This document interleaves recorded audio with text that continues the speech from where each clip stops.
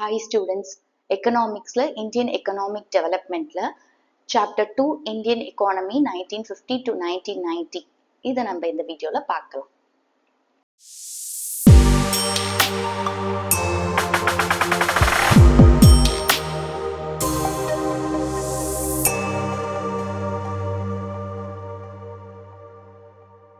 Previous chapter Indian economy on the eve of இண்டிபெண்டன்ஸ்ல நம்ம என்ன பார்த்தோம்? இந்தியா வந்து பிரிட்டிஷ் ரூல் கீழ இருந்துச்சு அண்ட் பிரிட்டிஷ் வந்து இந்தியாவை எக்ஸ்ப்ளாய்ட் பண்ணிட்டு இருந்தாங்க. 200 இயர்ஸ் கழிச்சு இந்தியாவுக்கு ஃப்ரீடம் கிடைச்சிச்சு. ஃப்ரீடம் கிடைக்கும் போது இந்தியா எப்படி இருந்துச்சு? ஒரு பேக்வர்ட் ஸ்டாக்னன்ட் எக்கானமியா இருந்துச்சு அப்படிங்கறத நம்ம ப்ரீவியஸ் சாப்டர்ல பார்த்தோம். அதே மாதிரி பிரிட்டிஷ் ரூல் போது இந்தியாவோட முக்கியமான செக்டார்ஸ் அக்ரிகல்ச்சரல் செக்டார், அதுக்கப்புறம் பாத்தீங்கன்னா இண்டஸ்ட்ரியல் செக்டார், ஃபாரின் ட்ரேட் இதெல்லாம் எப்படி இருந்துச்சுன்னு பார்த்தோம். இப்போ நம்மளுக்கு இண்டிபெண்டன்ஸ் கிடைச்சதுக்கு அப்புறம் இந்தியன் கவர்மெண்ட் வந்துட்டாங்க. ஸோ அப்ப இந்தியன் கவர்மெண்ட் என்ன பண்ணும்? பேக்வர்ட் ஸ்டாக்னண்டா இருந்த அந்த எக்கானமியை ஒரு டெவலப்ட் எக்கானமியா மாத்தணும். இதுதான் அவங்களோட ஃபர்ஸ்ட் டாஸ்கா இருந்துச்சு. ஸோ இந்த இந்தியன் எக்கானமி வந்து பேக்வர்டாவும் ஸ்டாக்னண்டாவும் இருந்துச்சுல, அதை டெவலப்ட் எக்கானமியா மாத்தணும் அப்படின்னா அவங்க ஒரு முக்கியமான ஒரு டிசிஷன் எடுக்க வேண்டி இருந்துச்சு. என்ன அப்படின்னா இந்தியால என்ன டைப் ஆஃப் எக்கனாமிக் சிஸ்டம் நம்ம ஃபாலோ பண்ண போறோம் அப்படிங்கறத டிசைட் பண்ணும். ஓகே, ஸோ எக்கனாமிக் சிஸ்டம் அப்படின்றது ஒரு எக்கானமியோட சென்ட்ரல் ப்ராப்ளம்ஸை சால்வ் பண்றதுக்கான அரேஞ்ச்மெண்ட் தான் எக்கனாமிக் சிஸ்டம். ஓகே, அதுக்கு நம்ம சென்ட்ரல் ப்ராப்ளம்ஸ்னா என்னன்னு தெரிஞ்சுக்கணும். ஒரு எக்கானமில 3 மேஜர் சென்ட்ரல் ப்ராப்ளம்ஸ் இருக்கும். ஒன்னு வந்து வாட் டு ப்ரொடியூஸ். ஸோ ஒரு எக்கானமில என்ன final goods and services produce பண்ணும் அப்படிங்கறத டிசைட் பண்றது. ஓகே, ஸோ இதை டிசைட் பண்ணும்போது நம்ம என்ன செலக்ட் பண்ணும்?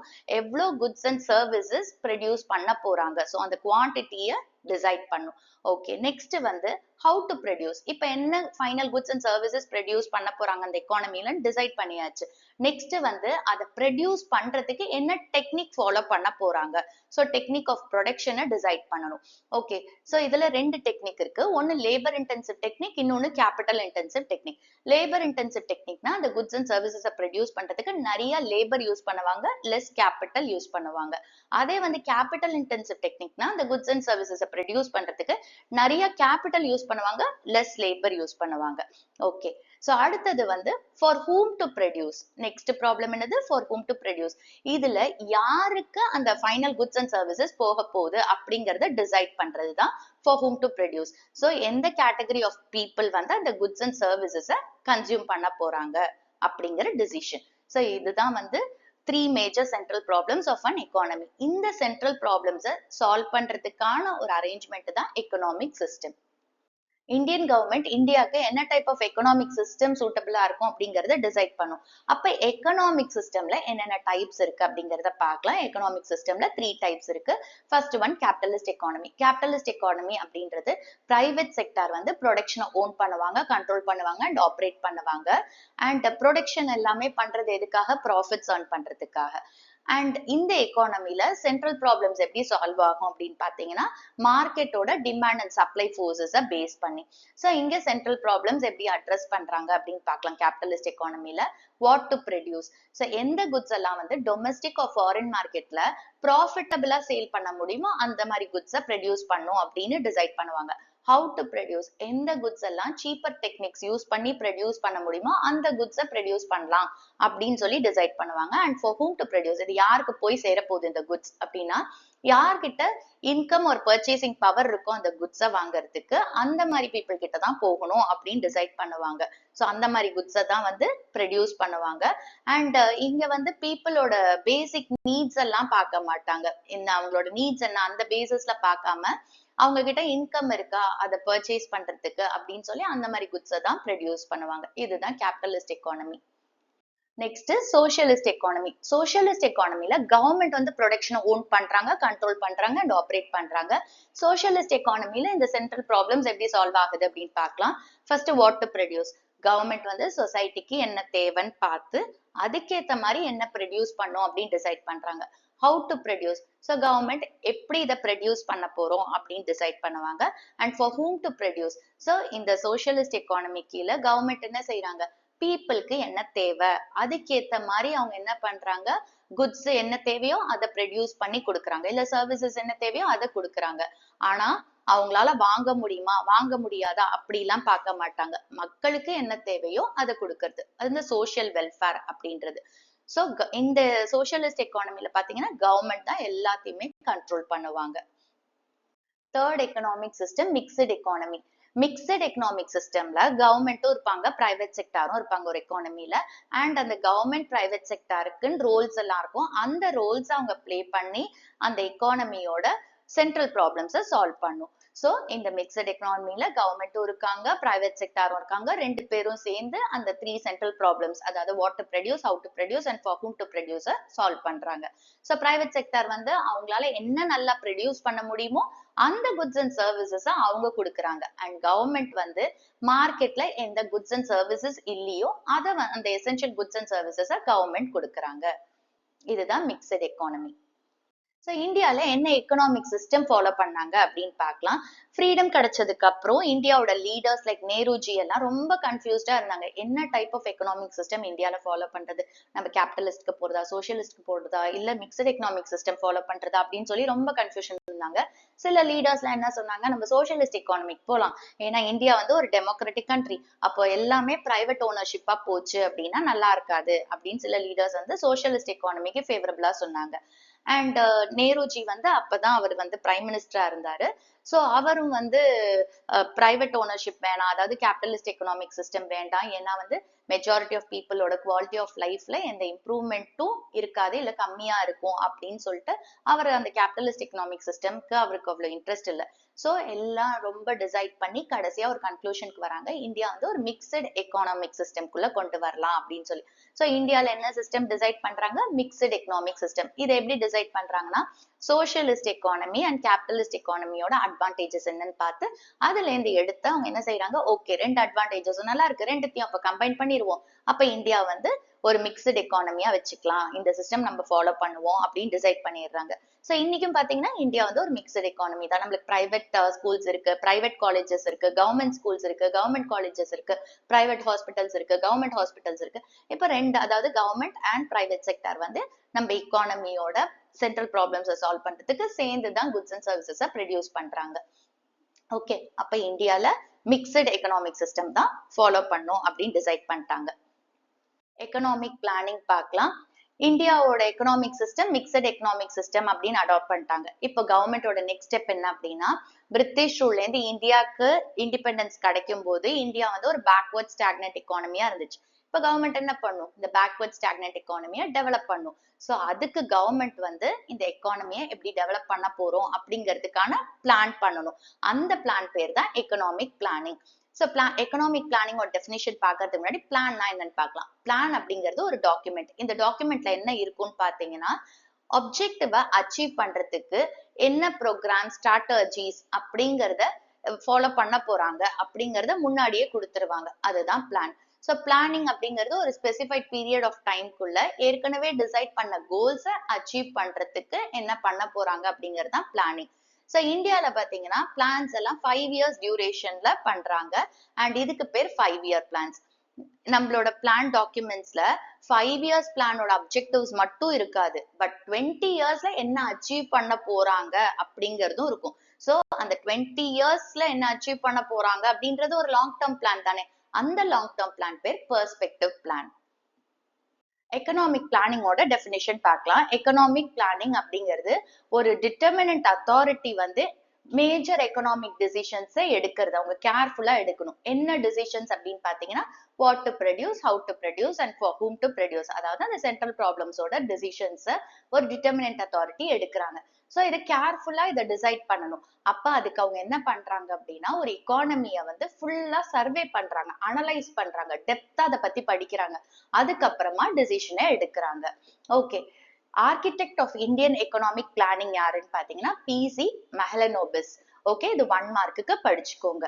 இண்டஸ்ட்ரியல் பாலிசி ரெசல்யூஷன் ஆஃப் 1948, இது வந்து இண்டஸ்ட்ரியல் டெவலப்மெண்ட்டுக்காக.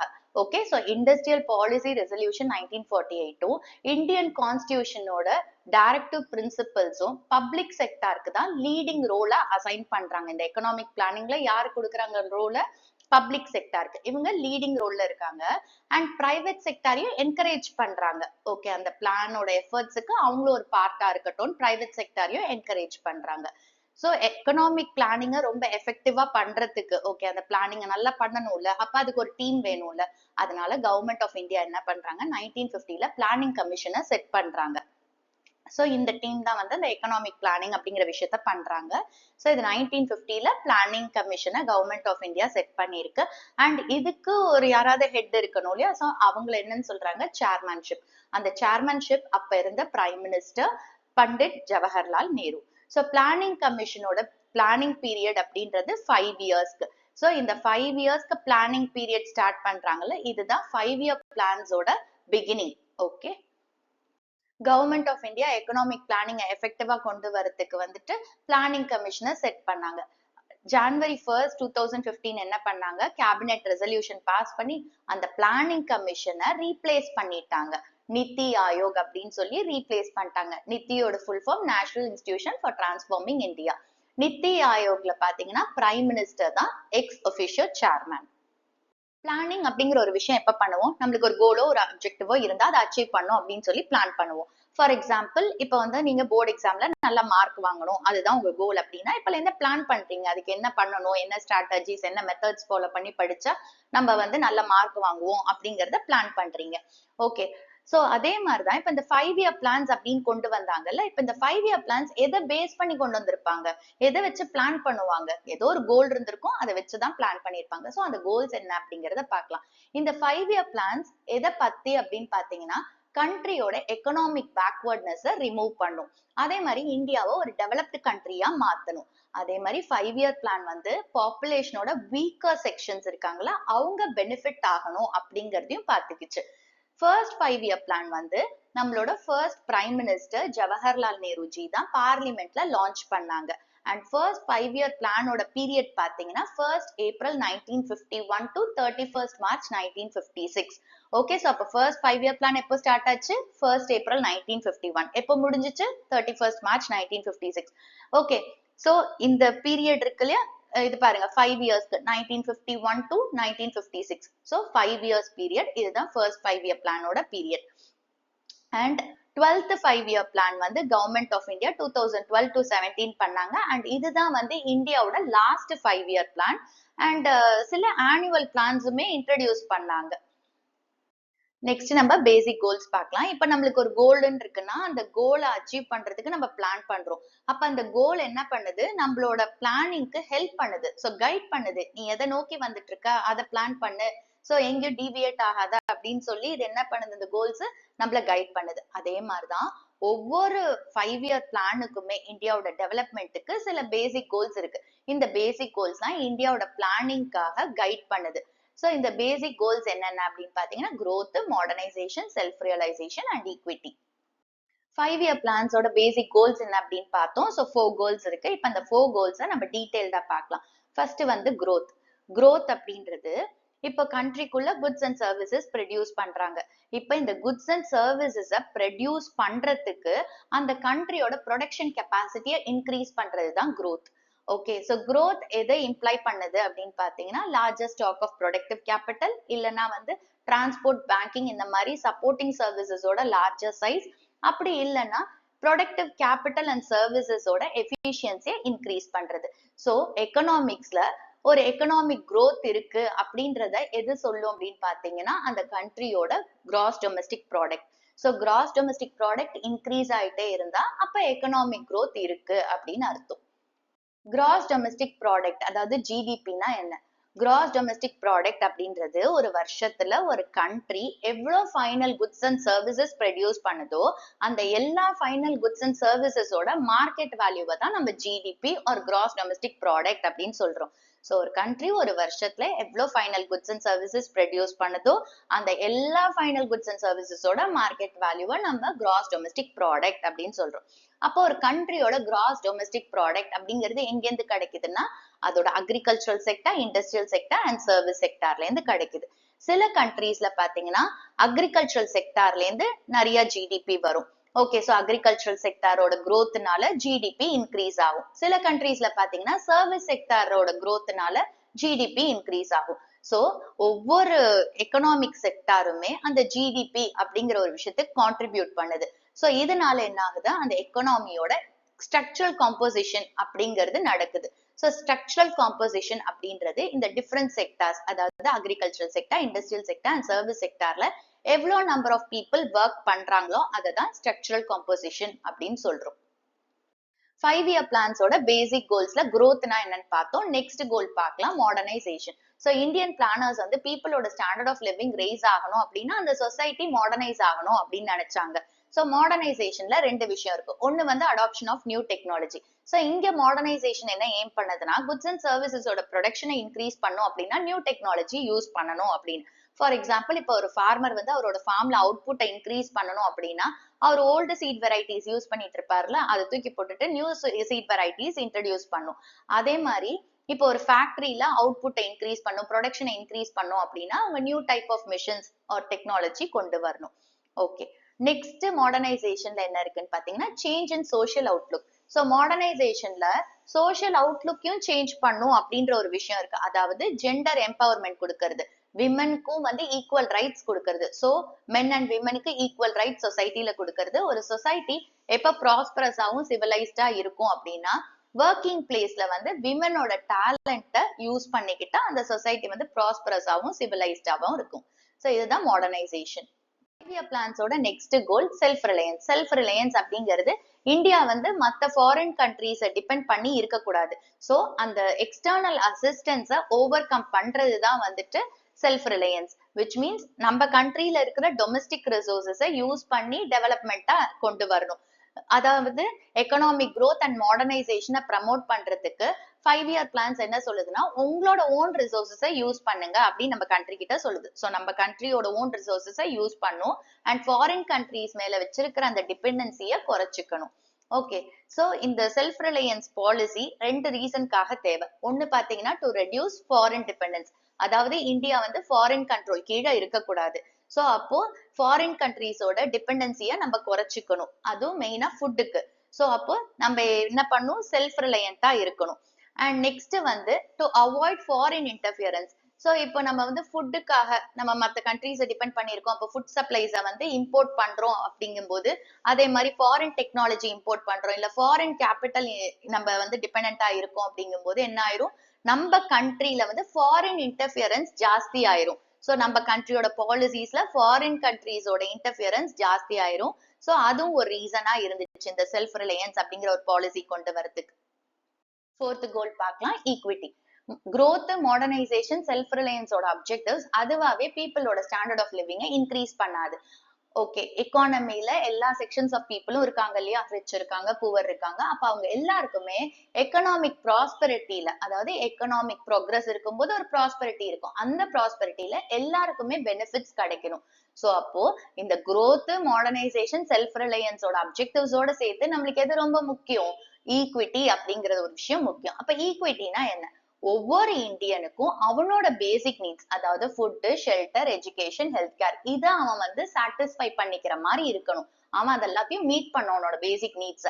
ஓகே, அதே மாதிரி டிஸ்ட்ரிபியூஷன் ஆஃப் வெல்த்ல இன்இக்வாலிட்டியை ரெடியூஸ் பண்ணும். ஸோ அப்போ ஈக்விட்டியோட எய்ம் என்னன்னு பாத்தீங்கன்னா, பீப்புளோட ஸ்டாண்டர்ட் ஆஃப் லிவிங்கை இன்க்ரீஸ் பண்ணும், அதே மாதிரி சோஷியல் ஜஸ்டிஸை ப்ரமோட் பண்ணும். இதுதான் இந்த 4 பேசிக் கோல்ஸ். நெக்ஸ்ட் நம்ம அக்ரிகல்ச்சர் பார்க்கலாம். Previous chapter Indian economy on the eve of இண்டிபெண்டன்ஸ்ல நம்ம என்ன பார்த்தோம், அக்ரிகல்ச்சர் செக்டார்ல growthம் இல்ல, ஈக்விட்டியும் இல்ல அப்படிங்கறத பார்த்தோம். ஸோ இண்டிபெண்டன்ஸ் டைம்ல பாத்தீங்கன்னா லேண்ட் டென்யூர் சிஸ்டம் இருந்துச்சு. இதுல இன்டர்மீடியரிஸ் இருந்தாங்க, ஜமீன்தார்ஸ் மாதிரி. இவங்க ஃபார்மர்ஸ் கிட்ட இருந்து லகான் ஆர் ரெண்ட் கலெக்ட் பண்ணிட்டு இருந்தாங்க. அதே மாதிரி அக்ரிகல்ச்சர் செக்டார்ல ப்ரொடக்டிவிட்டி ரொம்ப கம்மியா இருந்துச்சு. ஸோ இந்தியா வந்து யுனைடெட் ஸ்டேட்ஸ் ஆஃப் அமெரிக்கால இருந்தா ஃபுட்டை இம்போர்ட் பண்ணிக்கிற மாதிரி இருந்துச்சு. அண்ட் அக்ரிகல்ச்சரல் செக்டார்ல நிறைய ஒர்க் ஃபோர்ஸ் இருந்தாங்க. 70 to 75% பீப்புள் அக்ரிகல்ச்சர் செக்டார்ல தான் ஒர்க் பண்ணிட்டு இருந்தாங்க. ஸோ இந்த ரீசன்ஸ்னால ஃபர்ஸ்ட் 5-year பிளான்ல இருந்தே அக்ரிகல்ச்சரல் டெவலப்மெண்ட்டுக்கு ஃபோக்கஸ் கொடுத்தாங்க. 1950 அண்ட் 1990க்கு நடுவுல இந்தியன் அக்ரிகல்ச்சர் செக்டார்ல சில மெயின் ஃபீச்சர்ஸ் ஆஃப் ப்ராப்ளம்ஸ் இருந்துச்சு. அது என்னன்னு பார்க்கலாம். ஃபர்ஸ்ட் ஒன் வந்து low productivity. Indian agriculture sector அப்படின்னாலே லோ ப்ரொடக்ஷன் அப்படிங்கிறது தெரிஞ்ச விஷயம். ஏன் இந்த செக்டார் இப்படியே ஸ்டாக்னண்டா இருந்துச்சுன்னா, அக்ரிகல்ச்சரை பத்தி பெரிய நாலேஜ் இல்லை. நெக்ஸ்ட் வந்து டிஸ்கைஸ்ட் அன்எம்ப்ளாய்மெண்ட். டிஸ்கைஸ்ட் அன்எம்ப்ளாய்மெண்ட் அப்படின்றது ஒரு வேலைக்கு எத்தனை பேர் தேவையோ அதுக்கும் மேல நிறைய பேர் அந்த வேலையில இருந்தாங்க அப்படின்னா அதுக்கு பேர் டிஸ்கைஸ்ட் அன்எம்ப்ளாய்மெண்ட். ஸோ இந்த பீரியட் 1950 அண்ட் 1990க்கு நடுவுல இந்த அக்ரிகல்ச்சரல் செக்டார்ல டிஸ்கைஸ்ட் அன்எம்ப்ளாய்மெண்ட் ஜாஸ்தியா இருந்துச்சு. நெக்ஸ்ட் வந்து ஹை டிபெண்டன்சி ஆன் ரெயின்ஃபால். இப்ப அக்ரிகல்ச்சரல் டெக்னிக்ஸ் அதாவது இரிகேஷன் ஃபெசிலிட்டிஸ் இதெல்லாம் ரொம்ப புவரா இருந்ததுனால ஃபார்மர்ஸ் என்ன பண்ணாங்க, மழையை நம்பி தான் இருந்தாங்க. ஓகே, அந்த 1950 அண்ட் 1990க்கு நடுவுல பாத்தீங்கன்னா நம்மளுக்கு வந்து ரெயின்ஃபால் அப்படிங்கிறது ரொம்ப கம்மியா தான் இருந்துச்சு. அடுத்தது சப்சிஸ்டன்ஸ் ஃபார்மிங். சப்சிஸ்டன்ஸ் ஃபார்மிங் அப்படிங்கிறது கிராப்ஸை வளர்ப்பாங்க, ஆனா அது அவங்களோட ஓன் கன்சம்ஷனுக்கு யூஸ் பண்ணுவாங்க. அதுல இருந்து எந்த சர்ப்ளஸுமே இருக்காது. எவ்வளவு அவங்களுக்கு தேவையோ அந்த அளவுக்கு தான் கிடைக்கும், அதுக்கு மேல சர்ப்ளஸா இருக்காது. சர்ப்ளஸா இருந்தா என்ன பண்ணலாம், ட்ரேட் பண்ணலாம், விற்கலாம். ஆனா சர்ப்ளஸ் இல்லாதனால ட்ரேட் பண்ண முடியாது. சோ சப்சிஸ்டன்ஸ் ஃபார்மிங் அந்த பீரியட்ல ஜாஸ்தியா இருந்துச்சு. சோ அப்ப கிராப்ஸை வளர்க்குறாங்க, அது அவங்களே யூஸ் பண்றாங்க சர்ப்ளஸ் இல்லாம. நெக்ஸ்ட் அவுடேட்டட் டெக்னாலஜி, அதாவது ஹார்வெஸ்டிங் மிஷின்ஸ் டெக்னாலஜிஸ் இதெல்லாம் ரொம்ப பழசாயிடுச்சு, அவுடேட்டட் ஆயிடுச்சு. அதே மாதிரி ஹார்வெஸ்டிங்கும் மோஸ்ட்லி மேனுவலா பண்ணாங்க, அவங்களாவே பண்ணாங்க. ஸோ டிடிஎஸாவும் டிஃபிகல்ட்டாவும் இருந்துச்சு. அடுத்த feature conflicts between tenant and landlords. So farmers என்ன ஆயிட்டாங்க, லேண்ட்லார்ட்ஸோட கான்ட்ராக்ட்ல தான் இருந்தாங்க. ஸோ அவங்க ஒரு இம்பார்ட்டன்ட் கான்ட்ராக்ட்ல தான் இருந்தாங்க. ஏன்னா லேண்ட்லார்ட்ஸ் தான் லேண்ட் வச்சிருந்தாங்க, அங்க ஃபார்மர்ஸ் வேலை செஞ்சாங்க. ஸோ அவங்க அந்த கான்ட்ராக்ட் உள்ள வந்துட்டாங்க. லேண்ட்லார்ட்ஸ் அதனால என்ன பண்ணாங்க, ஃபார்மர்ஸ் கிட்ட நிறைய இன்ட்ரெஸ்ட் வாங்கினாங்க. சோ இன்ட்ரெஸ்ட் நிறைய வாங்கினதுனால ஃபார்மர்ஸ் கிட்ட அந்த அளவுக்கு பணம் இல்ல அவங்களோட பேசிக் நெசசிட்டியை சாட்டிஸ்ஃபை பண்ணிக்கிறதுக்கு. அடுத்தது small land holdings. So farmers கிட்ட லேண்ட் ஹோல்டிங்ஸ் அப்படின்றது ரொம்ப சின்னதா தான் இருந்துச்சு, அவங்க வச்சிருந்த லேண்ட் அப்படிங்கிறது சின்னதா தான் இருந்துச்சு. சோ அதனால என்ன ஆயிடுச்சு, இந்த ஸ்மால் லேண்ட் ஹோல்டிங் இருந்ததுனால அவங்களால வந்து லேபர் இன்டென்சிவ் டெக்னிக்ஸ் தான் யூஸ் பண்ண முடிஞ்சிச்சு. சோ மிஷின்ஸ் எல்லாம் அந்த குட்டி லேண்டுக்குள்ள யூஸ் பண்ண முடியாது. அதே மாதிரி ஃபார்மர்ஸ் பாத்தீங்கன்னா அவங்க ப்ரொடியூஸ் பண்றாங்கல்ல, அதுவுமே கம்மியா தானே வரும். ஏன்னா லேண்ட் ஹோல்டிங்கே கம்மி, அந்த ஃபார்மே சின்னதா இருக்கும்போது அதுல இருந்து வர ப்ரொடியூஸும் கம்மியா தான் இருக்கும். சோ அந்த வர ப்ரொடியூஸ் எல்லாமே அவங்க யூஸ் பண்ணிக்கிறதுக்கு தான் இருந்துச்சே தவிர்த்து மார்க்கெட்ல சேல் பண்றதுக்கு எந்த சர்ப்ளஸுமே இல்லை. சோ இப்போ இந்த மாதிரிதான் அக்ரிகல்ச்சரல் செக்டார் இருந்துச்சு அப்படிங்கறத பார்த்தோம். இதுக்கு என்ன மெஷர்ஸ் கொண்டு வந்தாங்க இந்த அக்ரிகல்ச்சரல் செக்டாரை ப்ரமோட் பண்றதுக்கு அப்படின்னு பாத்தீங்கன்னா, அந்த மெஷர்ஸை நம்ம ரெண்டா கிளாசிஃபை பண்ணலாம். ஒண்ணு வந்து லேண்ட் ரிஃபார்ம்ஸ், இன்னொன்னு கிரீன் ரெவல்யூஷன். ஃபர்ஸ்ட் நம்ம லேண்ட் ரிஃபார்ம்ஸ்னா என்னன்னு பார்க்கலாம். சோ லேண்ட் ரிஃபார்ம் அப்படிங்கிறது வந்து லேண்ட் ஹோல்டிங்ஸோட ஓனர்ஷிப்பை சேஞ்ச் பண்றது. ஓகே, யாரெல்லாம் லேண்ட் ஹோல்டிங்ஸ் வச்சிருக்காங்களோ அந்த ஓனர்ஷிப்பை சேஞ்ச் பண்றது லேண்ட் ரிஃபார்ம். ஓகே, இப்போ வந்து லேண்ட் ரிஃபார்ம்ஸ் இந்தியால ரொம்ப தேவைப்பட்டுச்சு. ஏன்னா மெஜாரிட்டி ஆஃப் பாப்புலேஷன் அக்ரிகல்ச்சரை டிபெண்ட் பண்ணி தான் இருந்தாங்க. ஸோ லேண்ட் ரிஃபார்ம்ஸ் எதுக்காக அப்படின்னா ஈக்விட்டி அப்படிங்கிற ஒரு அப்ஜெக்டிவா அக்ரிகல்ச்சர்ல நம்ம வந்து அச்சீவ் பண்றதுக்காக.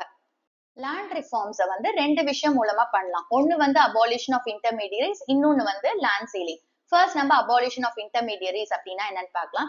இந்தியன் கவர்மெண்ட் வந்து இன்டர்மீடியரிஸ் அபாலிஷ் பண்றதுக்கு சில ஸ்டெப்ஸ் எடுத்தாங்க. இன்டர்மீடியரிஸ்னா ஜமீன்தாஸ் மாதிரி இருக்கிறவங்களை அபாலிஷ் பண்றதுக்கு சில ஸ்டெப்ஸ் எடுத்தாங்க. அண்ட் டில்லர்ஸ், அதாவது ஃபார்ம்ல வேலை செய்யறாங்கல்ல ஃபார்மர்ஸ், அவங்களுக்கு வந்து லேண்ட் ஓனர்ஸ் ஆக்குனாங்க.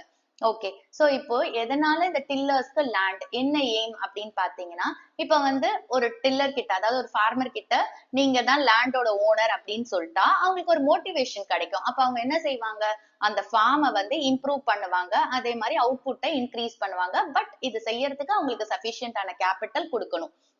இப்ப டெனன்ஸா இருக்காங்கன்னு வச்சுக்கோங்களேன், ஓனர்ஷிப் ரைட்ஸே இல்ல, அவங்க டெனன்ஸா இருந்தா அவங்க அந்த லேண்ட்ல எந்த இம்ப்ரூவ்மெண்ட்டுமே கொண்டு வர மாட்டாங்க. ஓகே, ஏன்னா அந்த அவுட்புட் வரும்ல அந்த லேண்ட்ல இருந்து, அந்த அவுட்புட் யாருக்கு போகுது, அந்த பெனிஃபிட்ஸ் எல்லாம் அந்த லேண்ட் ஓனருக்கு தான் போகும். சோ இவங்களுக்கு அந்த இடத்துல ஒரு மோட்டிவேஷனே இருக்காது. சோ ஓனர்ஷிப் அப்படின்ற ஒரு விஷயத்த அந்த டில்லருக்கு கொடுத்தா, நீங்க தான் இந்த லேண்டுக்கு ஓனர் அப்படின்னு ஒண்ணு கொடுத்தா அவங்க என்ன செய்வாங்க, அவுட்புட் இன்க்ரீஸ் பண்ணுவாங்க, அதுல இருந்து அவங்க ப்ராஃபிட் ஏர்ன் பண்ணுவாங்க.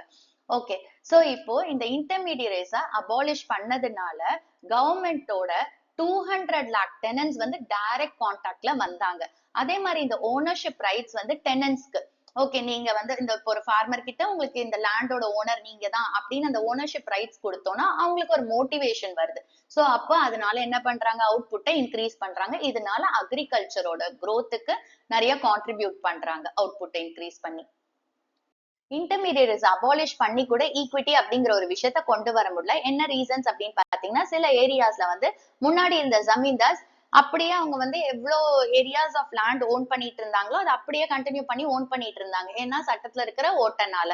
அதே மாதிரி சில ஏரியாஸ்ல பாத்தீங்கன்னா ஜமீன்தார்ஸ் வந்து டெனன்ஸை வேலையை விட்டு தூக்கிட்டு, அதாவது ஃபார்மர்ஸை வேலையை விட்டு தூக்கிட்டு அவங்களே வந்து செல்ஃபா கல்டிவேட் பண்ண ஆரம்பிச்சுட்டாங்க. அப்ப அவங்க என்ன சொல்லலாம், நான் தான் இந்த லேண்டுக்கு ஓனர் அப்படின்னு சொல்லி, நான் தான் ஃபார்மர் அப்படின்னு சொல்லி அவங்களே வந்து கல்டிவேட் பண்ண ஆரம்பிச்சுட்டாங்க. ஓகே. அந்த அக்ரிகல்ச்சரல் லேபரர்ஸ்க்கு வந்து, அதாவது ஃபார்மர்ஸ்க்கு ஓனர்ஷிப் அப்படின்ற ஒரு விஷயம் லேண்ட்ல கொடுத்தா கூட, அதுல புவரஸ்டா இருப்பாங்கல்ல ஃபார்மர்ஸ், அவங்க அந்த லேண்ட் ரிஃபார்ம்ஸ்ல இருந்து ஒன்னும் பெனிஃபிட் பண்ணல. லேண்ட் ரிஃபார்மை கொண்டு வரதுக்கு இன்னொரு measure land ceiling. So land ceiling அப்படிங்கிறது ஒரு இம்பார்ட்டன்ட் மெஷர் இந்த லேண்ட் ரிஃபார்ம்ல. ஸோ லேண்ட் சீலிங் அப்படிங்கிறது ஒரு இண்டிவிஜுவல் எவ்வளோ லிமிட் ஆஃப் லேண்ட் ஓன் பண்ணலாம் அப்படிங்கறத ஃபிக்ஸ் பண்றது தான் land ceiling. Okay, so land ceiling refers to fixing the specified limit of land which could be owned by an individual. Okay, so அப்போ ஒரு இண்டிவிஜுவலுக்கு எவ்வளோ லிமிட் ஆஃப் லேண்ட் அவங்க வச்சுக்கலாம்னு fix பண்ணிடுவாங்க. சப்போஸ் ஒரு பர்டிகுலர் பர்சன் கிட்ட அவங்களோட ஸ்பெசிஃபைட் லிமிட் இவ்வளவுதான் வச்சுக்கணும்னு சொல்லியிருப்பாங்களா, அதை தாண்டி அவங்க லேண்ட் ஓன் பண்ணா என்ன செய்வாங்கன்னு பார்க்கலாம். இப்போ ஒரு பர்டிகுலர் பர்சன் வந்து ஸ்பெசிஃபைட் லிமிட்டுக்கு மேல லேண்ட் வச்சிருந்தா, அந்த ஸ்பெசிஃபைட் லிமிட்டுக்கு மேல இருக்கிற எல்லா லேண்டையுமே கவர்மெண்ட் எடுத்துக்குவாங்க. ஓகே, அந்த லேண்ட வந்து லேண்ட்லெஸ் கல்டிவேட்டர்ஸ், அதாவது ஃபார்மர்ஸ் யார்கிட்ட எல்லாம் லேண்ட் இல்லையோ அவங்களுக்கோ இல்ல ஸ்மால் ஃபார்மர்ஸ்க்கோ அலாட் பண்ண மாட்டாங்க. அந்த எக்ஸஸ் லேண்ட் எல்லாமே கவர்மெண்ட்டுக்கு போயிடும். இந்த லேண்ட் சீலிங் எதுக்காக அப்படின்னு பாத்தீங்கன்னா, லேண்ட் ஓனர்ஷிப் வந்து சில பேர் கையில மட்டும் இருக்கக்கூடாது, அதை ரெடியூஸ் பண்ணும் அப்படிங்கிறதுக்காக தான் land ceiling. So land ceiling வந்து அக்ரிகல்ச்சரல் செக்டார்ல ஈக்விட்டியை ப்ரமோட் பண்ணுச்சு. பட் இதுலயுமே சில பிரச்சனை இருந்துச்சு. அதாவது இந்த லேண்ட் சீலிங் லெஜிஸ்லேஷன் அப்படின்ற விஷயம் வந்து பிக் லேண்ட் லார்ட்ஸ்க்குலாம் வந்து ஒரு சேலஞ்சா இருந்துச்சு. அவங்க என்ன செஞ்சாங்க, இதோட இம்ப்ளிமெண்டேஷனை வந்து கொஞ்சம் தள்ளி போட்டாங்க. அந்த தள்ளி போடுற டைம், அந்த டிலே பண்ற டைம்ல அவங்க என்ன பண்ணிட்டாங்க அப்படின்னா, அந்த லேண்ட் எல்லாம் அவங்களோட க்ளோஸ் ரிலேட்டிவ்ஸ்க்கு வந்து ரெஜிஸ்டர் பண்ணி வச்சுட்டாங்க. சோ இந்த லெஜிஸ்லேஷன்ல இருந்து அவங்க தப்பிச்சுட்டாங்க. ஓகே, சோ இதுல இருந்து என்ன கன்க்ளூட் பண்ணலாம் அப்படின்னா, இந்த லேண்ட் ரிஃபார்ம்ஸ் எல்லாம் கேரளா, வெஸ்ட் பெங்கால் எல்லாம் ரொம்ப சக்சஸ்ஃபுல்லா இருந்துச்சு. ஏன்னா கவர்மெண்ட் வந்து ரொம்ப கமிட்டடா இந்த லேண்ட் ரிஃபார்ம் பாலிசிக்கு கமிட்டடா ஒர்க் பண்ணாங்க. இதே மத்த ஸ்டேட்ஸ்ல பாத்தீங்கன்னா இந்த அளவுக்கு கமிட்மெண்ட் இல்ல கவர்மெண்ட் சைட்ல, அண்ட் அதனால லேண்ட் ஹோல்டிங்ஸ் எல்லாம் இன்ஈக்குவலா தான் இருந்துச்சு. அக்ரிகல்ச்சரல் செக்டாரோட growth ப்ரமோட் பண்றதுக்கு ரெண்டு மெஷர்ஸ் எடுக்கிறாங்க. ஒன்னு லேண்ட் ரிஃபார்ம், இன்னொன்னு கிரீன் ரெவல்யூஷன். நம்ம லேண்ட் ரிஃபார்ம்ஸ் ஃபுல்லா பார்த்தாச்சு. நெக்ஸ்ட் கிரீன் ரெவல்யூஷன் பார்க்கலாம். ஸோ கிரீன் ரெவல்யூஷன் வந்து ஒரு நியூ அக்ரிகல்ச்சரல் ஸ்ட்ராட்டஜி. இதை எப்ப இந்தியால அடாப்ட் பண்ணாங்க அப்படின்னு பாத்தீங்கன்னா 1960s தேர்ட் பிளான் போது இதை அடாப்ட் பண்ணாங்க. சோ இது என்ன அப்படின்னா, ஓல்ட் அக்ரிகல்ச்சரல் பிராக்டிசஸ் இருந்திருக்கும்ல இந்தியால, அந்த ஓல்ட் அக்ரிகல்ச்சரல் பிராக்டிசஸ modern technology and agricultural practices மூலமா ரீப்ளேஸ் பண்றது. சோ ஓல்டு எடுத்துட்டு மெதுவா என்ன பண்றாங்க, மாடர்ன் டெக்னாலஜி அக்ரிகல்ச்சரல் பிராக்டிசஸ் எல்லாம் உள்ள கொண்டு வராங்க. ஓகே, சோ இந்த ஸ்ட்ராட்டஜியோட எய்ம் என்னன்னு பாத்தீங்கன்னா, கண்ட்ரில செலக்டட் ரீஜன்ஸ் எடுத்து அங்க வந்து அக்ரிகல்ச்சர் ப்ரொடக்ஷன் ப்ரொடக்டிவிட்டியை ரேஸ் பண்ணும். அதுதான் இதோட எய்ம்.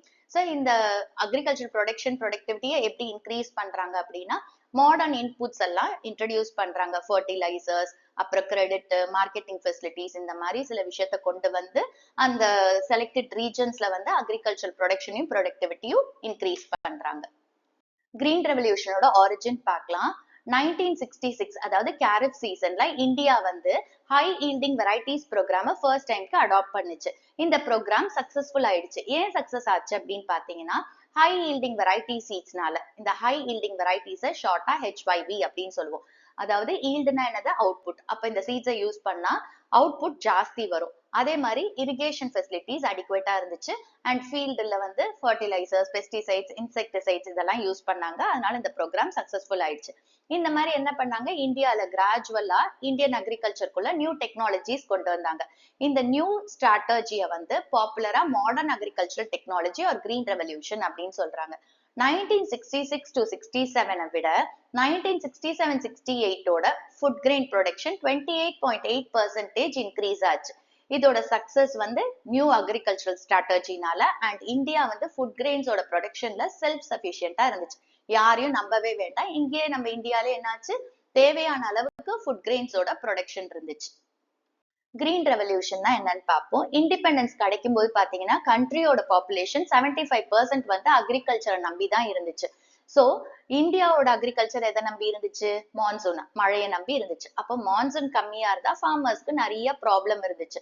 அதே மாதிரி பாத்தீங்கன்னா அக்ரிகல்ச்சர் செக்டார்ல ப்ரொடக்டிவிட்டி கம்மியா இருந்துச்சு. ஏன்னா அவங்க வந்து ஓல்டு டெக்னாலஜிஸ் யூஸ் பண்ணிட்டு இருந்தாங்க. அதே மாதிரி இன்ஃப்ராஸ்ட்ரக்சர் ஃபெசிலிட்டிஸ் இல்ல. சோ இதனால என்ன ஆச்சு, நிறைய அக்ரிகல்ச்சரல் சயின்டிஸ்ட் வந்து ரிசர்ச் பண்ணாங்க, எஃபர்ட்ஸ் போட்டாங்க. இது எப்படியாச்சும் இந்த ஸ்டாக்னண்டா இருக்குல்ல இந்த அக்ரிகல்ச்சர், அதை எப்படியாவது நம்ம வெளியே கொண்டு வரணும், ப்ரோக்ரஸ் கொண்டு வரணும், ஒரு growth கொண்டு வரணும் அப்படின்னு சொல்லி நிறைய எஃபர்ட்ஸ் போட்டாங்க. சோ இந்த அக்ரிகல்ச்சர்ல இருக்கிற இந்த ஸ்டாக்னேஷனை அவங்க பிரேக் பண்றதுக்கு தான் இந்த கிரீன் ரெவல்யூஷன் அப்படின்னு ஒண்ணு கொண்டு வந்தாங்க. சோ கிரீன் ரெவல்யூஷன் அப்படின்றது ஃபுட் கிரெயின்ஸோட ப்ரொடக்ஷனை லார்ஜ் சைஸ்ல இன்க்ரீஸ் பண்றது. ஓகே, சோ அதுக்கு அந்த ஃபுட் கிரெயின் ப்ரொடக்ஷனை வந்து பெருசா இன்க்ரீஸ் பண்ண என்ன பண்றாங்க, high yielding variety seeds or இதை மிராக்கிள் சீட்ஸ் அப்படின்னு சொல்லலாம், இதை யூஸ் பண்றாங்க. ஈல்டுனா அவுட்புட். அப்ப இந்த சீட்ஸை யூஸ் பண்ணா நிறைய அவுட்புட் வரும். சோ அப்ப என்ன ஆகுது, ஃபுட் கிரெயின்ஸோட ப்ரொடக்ஷன் பெருசா இன்க்ரீஸ் ஆகுது. அண்ட் இந்த சீட்ஸை வந்து எஸ்பெஷலி வீட் அண்ட் ரைஸுக்கு யூஸ் பண்றாங்க. ஓகே, நெக்ஸ்ட் வந்து டாக்டர் நார்மன் இ போர்லாக். இவர் வந்து ஒரு அமெரிக்கன் அக்ரிகல்ச்சரல் சயின்டிஸ்ட். இவரை வந்து ஃபாதர் ஆஃப் கிரீன் ரெவல்யூஷன் அப்படின்னு சொல்லுவாங்க. 1 மார்க்குக்கு தெரிஞ்சுக்கோங்க. அண்ட் இவருக்கு வந்து 1970ல நோபல் பீஸ் பிரைஸ் கொடுத்தாங்க. எதுக்காகனா இவர் வந்து இந்த ஹை ஈல்டிங் வெரைட்டி சீட்ஸை வந்து பிரீட் பண்ணதுனால. அண்ட் இந்தியால பாத்தீங்கன்னா நம்மளுக்கு வந்து MS சுவாமிநாதன் தான் இதை கொண்டு வந்தாரு. அக்ரிகல்ச்சரல் ரெவல்யூஷனோட மெயின் ரீசன் வந்து high yielding variety seeds. Agricultural revolution வந்ததுக்கு ரீசனே இந்த ஹை ஈல்டிங் வெரைட்டி சீட்ஸ் தான். ஓகே, அண்ட் இது வந்து ஒரு ஏக்கர் ஆஃப் லேண்டோட அக்ரிகல்ச்சரல் அவுட்புட்டை நிறைய இன்க்ரீஸ் பண்ணுச்சு. இந்த சீட்ஸை எந்த பிளேசஸ்ல யூஸ் பண்ணலாம் அப்படின்னு பாத்தீங்கன்னா, எந்த பிளேசஸ்ல எல்லாம் drainage and water supply facilities வந்து அடிக்குவேட்டா இருக்கோ அங்க இந்த சீட்ஸை யூஸ் பண்ணலாம். நார்மல் சீட்ஸை விட இந்த சீட்ஸுக்கு வந்து கெமிக்கல் ஃபர்டிலைசர்ஸ் ஜாஸ்தியா தேவைப்பட்டுச்சு. அதாவது 4 to 10 டைம்ஸ் ஜாஸ்தி ஃபர்டிலைசர்ஸ் தேவைப்பட்டுச்சு. அப்பதான் அவங்களால லார்ஜஸ்ட் பாசிபிள் ப்ரொடக்ஷன் பார்க்க முடியும். இந்த ஹை ஈல்டிங் வெரைட்டி சீட்ஸோட பெனிஃபிட்டை கிடைக்கணும் அப்படின்னா இந்தியன் ஃபார்மர்ஸ்க்கு என்ன தேவைப்பட்டுச்சு, ரிலையபிள் இரிகேஷன் ஃபெசிலிட்டிஸ். இங்க பார்த்தோம் இல்லையா, அதனால உங்களுக்கு ரிலையபிள் இரிகேஷன் ஃபெசிலிட்டிஸ் தேவைப்பட்டுச்சு. அதே மாதிரி கெமிக்கல் ஃபர்டிலைசர்ஸ் நிறைய யூஸ் பண்ணும்ல, சோ அப்ப அவங்களுக்கு அதுக்கு ஃபினான்ஷியல் ரிசோர்சஸ் தேவைப்படும். சோ இந்த 2 விஷயம் இருந்தாதான் அவங்களால இந்த ஹை ஈல்டிங் வெரைட்டி சீட்ஸோட பெனிஃபிட்ஸை டிரைவ் பண்ணிக்க முடியும். கிரீன் ரெவல்யூஷனோட சக்சஸை வந்து இந்தியன் எக்கானமில 2 ஃபேஸ்ல எக்ஸ்பீரியன்ஸ் பண்றாங்க. ஒண்ணு வந்து ஃபர்ஸ்ட் ஃபேஸ், அதாவது mid 60s to mid 70s. So இங்க பாத்தீங்கன்னா affluent states like Punjab, Andhra Pradesh, Tamil Nadu இந்த மாதிரி இடத்துல எல்லாம் வந்து இந்த ஹை ஈல்டிங் வெரைட்டி சீட்ஸை யூஸ் பண்ணாங்க. அதே மாதிரி இந்த ஹை ஈல்டிங் வெரைட்டி சீட்ஸ் வந்து எங்கெல்லாம் வந்து வீட் க்ரோ ஆகுமோ அந்த ரீஜன்ஸ்க்கு எல்லாம் தான் ரொம்ப பெனிஃபிட்டபிளா இருந்துச்சு. செகண்ட் ஃபேஸ் பாத்தீங்கன்னா mid 70s to mid 80s. இங்க வந்து ஹை ஈல்டிங் வெரைட்டி டெக்னாலஜி வந்து எல்லா ஸ்டேட்ஸ், நிறைய ஸ்டேட்ஸ்க்கு ஸ்ப்ரெட் ஆச்சு. அதே மாதிரி வெரைட்டி ஆஃப் கிராப்ஸ்க்கும் இது பெனிஃபிஷியலா இருந்துச்சு. கிரீன் ரெவல்யூஷனோட இம்பார்ட்டன்ட் எஃபெக்ட்ஸ் ஆர் மெரிட்ஸ் என்ன அப்படிங்கறத பார்க்கலாம். ஃபர்ஸ்ட் ஒன் வந்து அட்டைனிங் மார்க்கெட்டபிள் சர்ப்ளஸ்.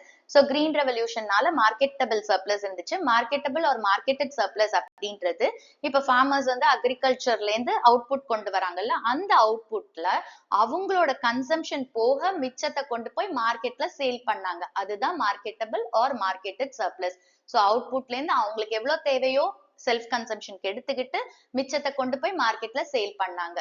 சோ அதுக்கு பேர் marketable or marketed surplus. So ஒரு எக்கானமில வந்து அக்ரிகல்ச்சரல் அவுட்புட்ல growth இருக்கு அப்படிங்கறத எப்ப சொல்லுவோம்னா, இந்த அவுட்புட்ல லார்ஜ் ப்ரப்போர்ஷனை கொண்டு போய் மார்க்கெட்ல சேல் பண்ணும்போது அக்ரிகல்ச்சரல் அவுட்புட்ல growth இருக்கு அப்படின்னு சொல்லுவோம். கிரீன் ரெவல்யூஷன் பீரியட்ல பாத்தீங்கன்னா ரைஸ் அண்ட் வீட்டை வந்து ஃபார்மர்ஸ் மார்க்கெட்ல நிறையவே சேல் பண்ணிட்டு இருந்தாங்க. நெக்ஸ்ட் வந்து buffer stock of food grains.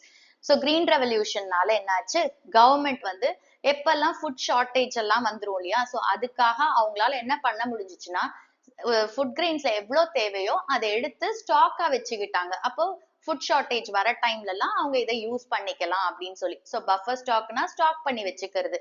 So shortage இருக்கும்போது, ஃபுட் ஷார்டேஜ் இருக்கும்போது அப்ப இதை எடுத்துக்குவாங்க. சோ இந்த மாதிரி பாத்தீங்கன்னா கிரீன் ரெவல்யூஷன் டைம்ல கவர்மெண்டால சஃபிஷியன்ட் அமௌண்ட் ஆஃப் ஃபுட் கிரெயின்ஸை ஸ்டாக் பண்ணிக்க முடிஞ்சிச்சு. நெக்ஸ்ட் வந்து benefit to low income groups. இப்போ வந்து ஃபுட் கிரெயின்ஸ் வந்து லார்ஜ் ப்ரப்போர்ஷன்ல ஃபார்மர்ஸ் வந்து மார்க்கெட்ல சேல் பண்ணதுனால அதோட பிரைசஸ் வந்து கம்மியாச்சு. சோ அதனால லோ இன்கம் குரூப்ஸ் எல்லாம் வந்து இதனால பெனிஃபிட் அடைஞ்சாங்க. ஏன்னா பிரைஸ் கம்மியானதுனால அவங்களோட இன்கம்ல நிறைய பெர்சன்டேஜ் ஃபுட்டுக்கு அவங்களால ஸ்பெண்ட் பண்ண முடிஞ்சிச்சு. சோ இந்த கிரீன் ரெவல்யூஷனோட இம்பார்ட்டன்ட் எஃபெக்ட்ஸ் ஆர் மெரிட்ஸ்ல என்ன அப்படின்னு பாத்தீங்கன்னா, இந்தியாவில வந்து செல்ஃப் சஃபிஷியன்சி இருந்துச்சு ஃபுட் கிரெயின்ஸ்ல. சோ இந்தியா வந்து அமெரிக்காவை டிபெண்ட் பண்ணி இல்ல மத்த கண்ட்ரீஸை டிபெண்ட் பண்ணி ஃபுட்டுக்காக இருக்க வேண்டாம். கிரீன் ரெவல்யூஷனோட ரிஸ்க் இல்ல டிமெரிட்ஸ் என்ன அப்படிங்கறத பார்க்கலாம். ஃபர்ஸ்ட் ஒன் வந்து ரிஸ்க் ஆஃப் பெஸ்ட் அட்டாக். அதாவது இந்த ஹை ஈல்டிங் வெரைட்டி கிராப்ஸ் எல்லாம் நிறைய பூச்சி வந்து அட்டாக் பண்றதுக்கான சான்சஸ் இருந்துச்சு. இத வந்து ஸ்மால் ஃபார்மர்ஸ் இப்ப இந்த high yielding variety crops use பண்றாங்க அப்படின்னா, அதாவது புவர் ஃபார்மர்ஸ் இருக்காங்கல்ல, அப்ப அவங்க இந்த பெஸ்ட் அட்டாக்க வந்து அவங்களால அந்த பூச்சிக்கு வந்து மருந்தெல்லாம் போடணும். சோ அதுக்கான பணம் அவங்க கிட்ட இருக்காது. சோ அப்ப என்ன ஆகும்? அவங்களால இந்த ஃபெர்டிலைசர்ஸ், பெஸ்டிசைட்ஸ் இதெல்லாம் வாங்க முடியல அப்படிங்கும்போது அவங்களோட கிராப்ஸ் எல்லாம் இந்த பூச்சி அட்டாக் பண்ணிடும். சோ இந்த ரிஸ்க குறைக்கிறதுக்கு கவர்மெண்ட் என்ன செஞ்சாங்க? ரிசர்ச் இன்ஸ்டிடியூட்ஸ் ஆரம்பிச்சு இந்த ரிஸ்க குறைக்கிறதுக்கு நிறைய சர்வீசஸ் கொடுத்தாங்க. நெக்ஸ்ட் வந்து risk of increase in income inequalities. So இப்போ வந்து ஹை ஈல்டிங் வெரைட்டி சீட்ஸும் காஸ்ட்லியா இருக்கு, ஃபர்டிலைசரும் காஸ்ட்லியா இருக்கு. சோ இன்புட்ஸ் எல்லாம் காஸ்ட்லியா இருக்கறனால ரிஸ்க் ஜாஸ்தி கிரீன் ரெவல்யூஷன்ல. சோ இதனால என்ன ஆகும்? ஸ்மால் ஃபார்மர்ஸ்க்கும் பிக் ஃபார்மர்ஸ்க்கும் இன்இக்வாலிட்டிஸ் வந்துரும். சோ ஸ்மால் ஃபார்மர்ஸால இந்த high yielding variety seeds, fertilisers இதெல்லாம் வாங்குறதுக்கு அவங்களால முடியாது. ஏன்னா இதெல்லாம் காஸ்ட்லி இன்புட்ஸ். அதே பிக் ஃபார்மர்ஸால நிறையவே ஸ்பெண்ட் பண்ண முடியும். சோ அப்ப பிக் ஃபார்மர்ஸ் மட்டும் தான் என்ன செய்வாங்க? இந்த இன்புட்ஸ் வாங்குறதுக்கான அவங்க கிட்ட தான் பணம் இருக்கும். சோ இதனால வந்து இன்கம் இன்இக்வாலிட்டிஸ் வரும் ஸ்மால் ஃபார்மர்ஸ்க்கும் பிக் ஃபார்மர்ஸ்க்கும் நடுவுல. கவர்மெண்ட் என்ன ஃபேவரபிள் ஸ்டெப்ஸ் எடுத்தாங்க அப்படின்னு பார்க்கலாம். கவர்மெண்ட் வந்து இந்த ஸ்மால் ஃபார்மர்ஸ்க்கு கடன் கொடுத்தாங்க. அந்த கொடுத்த கடனுக்கு வட்டி கட்டணும்ல ஃபார்மர்ஸ். அப்ப அந்த வட்டி ரேட் என்ன பண்ணிட்டாங்க? கம்மி பண்ணிட்டாங்க. சோ லோ இன்ட்ரெஸ்ட் ரேட்ல லோன்ஸ் கொடுத்தாங்க. அப்ப இந்த ஸ்மால் ஃபார்மர்ஸால அவங்களுக்கு தேவையான இன்புட்ஸ் வாங்க முடிஞ்சுச்சு. சோ ஸ்மால் ஃபார்மர்ஸ் வந்து அவங்களுக்கு தேவையான இன்புட்ஸ் வாங்க முடிஞ்சதுனால அவங்களோட ஸ்மால் ஃபார்ம்ஸ்ல இருந்து வந்த அவுட்புட் வந்து கொஞ்ச காலத்துல லார்ஜ் ஃபார்ம்ஸ்ல இருந்து எவ்வளவு அவுட்புட் வருமோ அதுக்கு ஈக்குவல் ஆயிடுச்சு. சோ கிரீன் ரெவல்யூஷனால small farmers as well as rich farmers benefit ஆயிட்டாங்க. அக்ரிகல்ச்சரல் சப்சிடிஸ்ல என்ன டிபேட் இருக்கு அப்படின்னு பார்க்கலாம். ஃபர்ஸ்ட் சப்சிடினா என்னன்னு பார்க்கலாம். சப்சிடி அப்படிங்கிறது அக்ரிகல்ச்சர்ல ஃபார்மர்ஸுக்கு வந்து மார்க்கெட் பிரைஸை விட கம்மியான பிரைஸ்ல இன்புட்ஸ் வாங்குறது தான் சப்சிடி. ஓகே, சோ அப்ப சப்சிடி அப்படிங்கிறது கவர்மெண்ட் வந்து ப்ரொடியூசர்ஸ்க்கு கொடுக்குறாங்க. ப்ரொடியூசர்ஸ்னா யார் அவுட்புட் ப்ரொடியூஸ் பண்றாங்களோ அவங்க ப்ரொடியூசர்ஸ். சோ கவர்மெண்ட் வந்து ப்ரொடியூசர்ஸ்க்கு ஃபினான்ஷியல் அசிஸ்டன்ஸ், மானிட்டரி சப்போர்ட் கொடுக்குறாங்க. எதுக்காகனா சோஷியல் வெல்ஃபேர் அப்ஜெக்டிவ்ஸை ஃபுல்ஃபில் பண்றதுக்காக. கிரீன் ரெவல்யூஷனோட இனிஷியல் ஸ்டேஜஸ்ல பாத்தீங்கன்னா ஃபார்மர்ஸ் எல்லாம் வந்து இந்த நியூ டெக்னாலஜியை ஒரு ரிஸ்கா பார்த்தாங்க. ஓகே, இதை அடாப்ட் பண்ணா அது ஃபெயிலியர் ஆயிடுச்சுன்னா அவங்க பணம் போயிடும்ல. சோ அதனால ஒரு ரிஸ்கா பார்த்தாங்க. சோ அதனால கவர்மெண்ட் என்ன பண்ணாங்க? நீங்க வந்து இந்த நியூ டெக்னாலஜியை அடாப்ட் பண்ணிக்கோங்க, நாங்க உங்களுக்கு வந்து சப்சிடிஸ் கொடுக்குறோம். ஓகே, உங்களுக்கு ஏதோ ஒரு ஃபினான்ஷியல் சப்போர்ட் கொடுக்குறோம், நீங்க வந்து இதை ரிஸ்க் எடுத்து இதை பண்ணி பாருங்க அப்படின்னு சொல்றாங்க. சோ கொஞ்சம் காலம் அப்படியே போகும்போது என்ன ஆயிடுச்சு?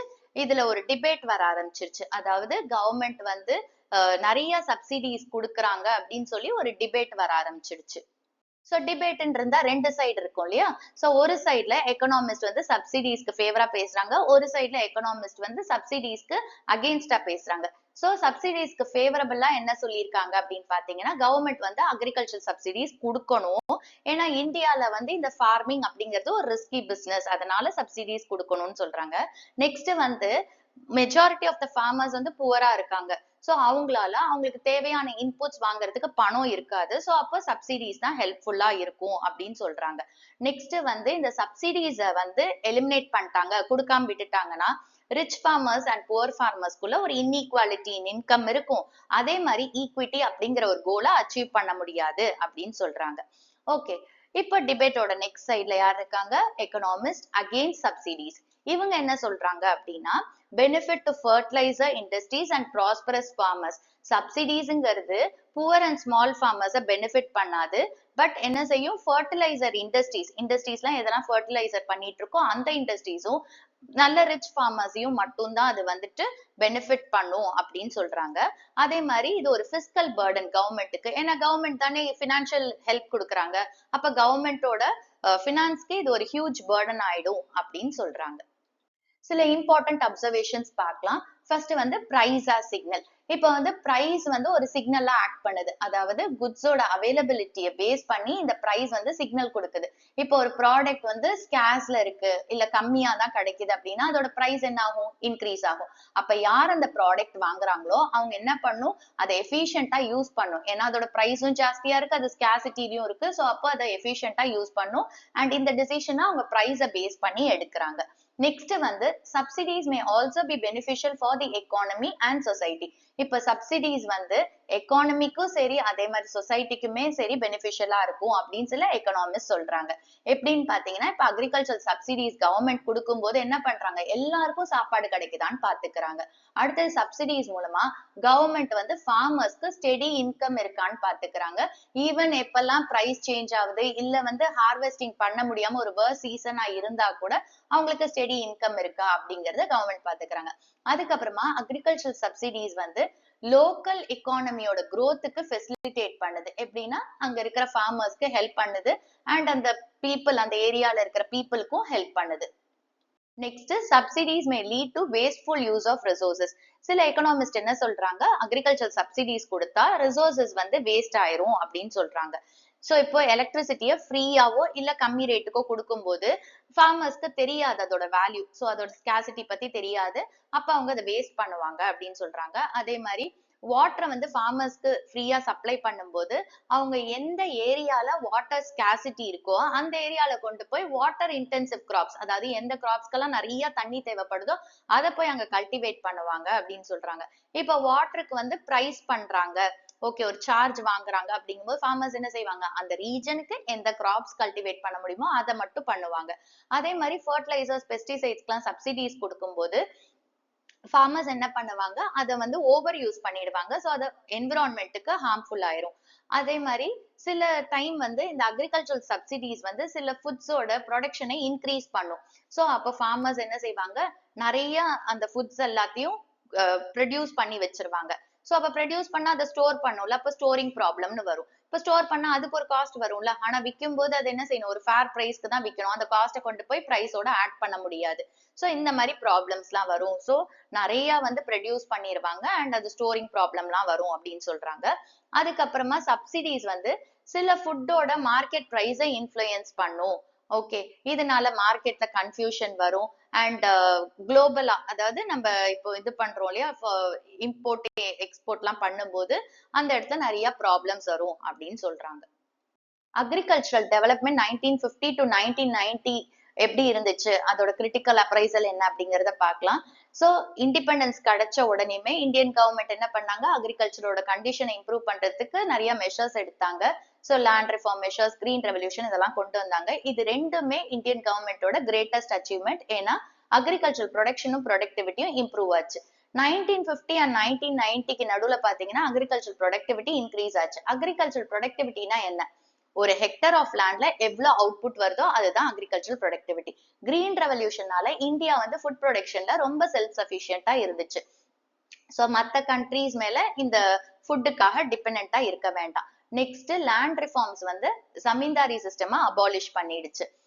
ஓகே, அக்ரிகல்ச்சரல் செக்டார் வந்து ஜிடிபிக்கு இந்த 1950 to 1990க்கு எவ்வளவு கான்ட்ரிபியூட் பண்ணுச்சு அப்படின்னா ரொம்ப கம்மியா தான், அதாவது குறைஞ்சிடுச்சு அதோட கான்ட்ரிபியூஷன். 1950ல பாத்தீங்கன்னா 67.5% இருந்துச்சு அண்ட் 1990ல 64.9% தான் இருந்துச்சு. சோ இந்த இயர்ஸ்க்குள்ள அக்ரிகல்ச்சரோட ஜிடிபி கான்ட்ரிபியூஷன் அப்படிங்கிறது குறைய ஆரம்பிச்சிடுச்சு. பட் இந்த அக்ரிகல்ச்சரை டிபெண்ட் பண்ணி இருந்த பாப்புலேஷன் குறையவே இல்லை. சோ கண்ட்ரியோட 65% பாப்புலேஷன் வந்து அக்ரிகல்ச்சர்ல தான் எம்ப்ளாய்டா இருந்தாங்க 1990 வரைக்கும். சோ அக்ரிகல்ச்சரல் அவுட்புட் இவ்வளோ பீப்புள் இந்த இடத்துல வேலை செய்யலன்னா கூட வந்திருக்கும். ஆனா இண்டஸ்ட்ரியல் செக்டார்ஸ் அண்ட் சர்வீஸ் செக்டார்ஸ்க்கெல்லாம் அவ்வளவு பேர் போகல, எல்லாருமே அக்ரிகல்ச்சர்ல தான் இருந்தாங்க. சோ இந்த 1950 to 1990க்குள்ள இருந்த இந்த பாலிசிஸோட ஃபெயிலியருக்கு ஒரு இம்பார்ட்டன்ட் ரீசன் வந்து நிறைய பேர் வந்து அக்ரிகல்ச்சர்ல இன்வால்வ் ஆயிருந்தது. அக்ரிகல்ச்சர் செக்டார் பார்த்தாச்சு. நெக்ஸ்ட் இண்டஸ்ட்ரியல் டெவலப்மெண்ட் பார்க்கலாம். இண்டஸ்ட்ரி வந்து எம்ப்ளாய்மெண்ட் ப்ரொவைட் பண்ணுது அண்ட் இந்த எம்ப்ளாய்மெண்ட் பாத்தீங்கன்னா அக்ரிகல்ச்சர்ல இருக்கிற எம்ப்ளாய்மெண்ட்டை விட இது ரொம்ப ஸ்டேபிளான எம்ப்ளாய்மெண்ட் ப்ரொவைட் பண்ணுது. அண்ட் இண்டஸ்ட்ரியலைசேஷனால மாடர்னைசேஷன் அண்ட் ஓவரால் ப்ராஸ்பெரிட்டி ஒரு எக்கானமிக்கு கிடைக்குது. சோ இந்த ரீசன்னால 5-year பிளான்ஸ் வந்து இண்டஸ்ட்ரியல் டெவலப்மெண்ட்டுக்கு ரொம்ப இம்பார்ட்டன்ஸ் கொடுத்துச்சு. சோ இண்டிபெண்டன்ஸ் டைம்ல பாத்தீங்கன்னா வெரைட்டி ஆஃப் இண்டஸ்ட்ரீஸ் கம்மியா தான் இருந்துச்சு. Cotton textile industries, jute industries இந்த மாதிரி தான் இந்தியால இருந்தது. And 2 iron and steel companies இருந்துச்சு, ஒன்னு வந்து ஜாம்ஷெட்பூர்லயும் இன்னொன்னு கொல்கட்டாலையும். சோ அதனால இண்டஸ்ட்ரியல் பேஸ இம்ப்ரூவ் பண்ணணும், எக்ஸ்பேண்ட் பண்ணணும் அப்படிங்கிறதுக்கு ஒரு நெசசிட்டி இருந்துச்சு. சோ நிறைய இண்டஸ்ட்ரீஸ் கொண்டு வந்து இண்டஸ்ட்ரியல் பேஸ எக்ஸ்பேண்ட் பண்ணணும் அப்படிங்கிற ஒரு நீட் இருந்துச்சு.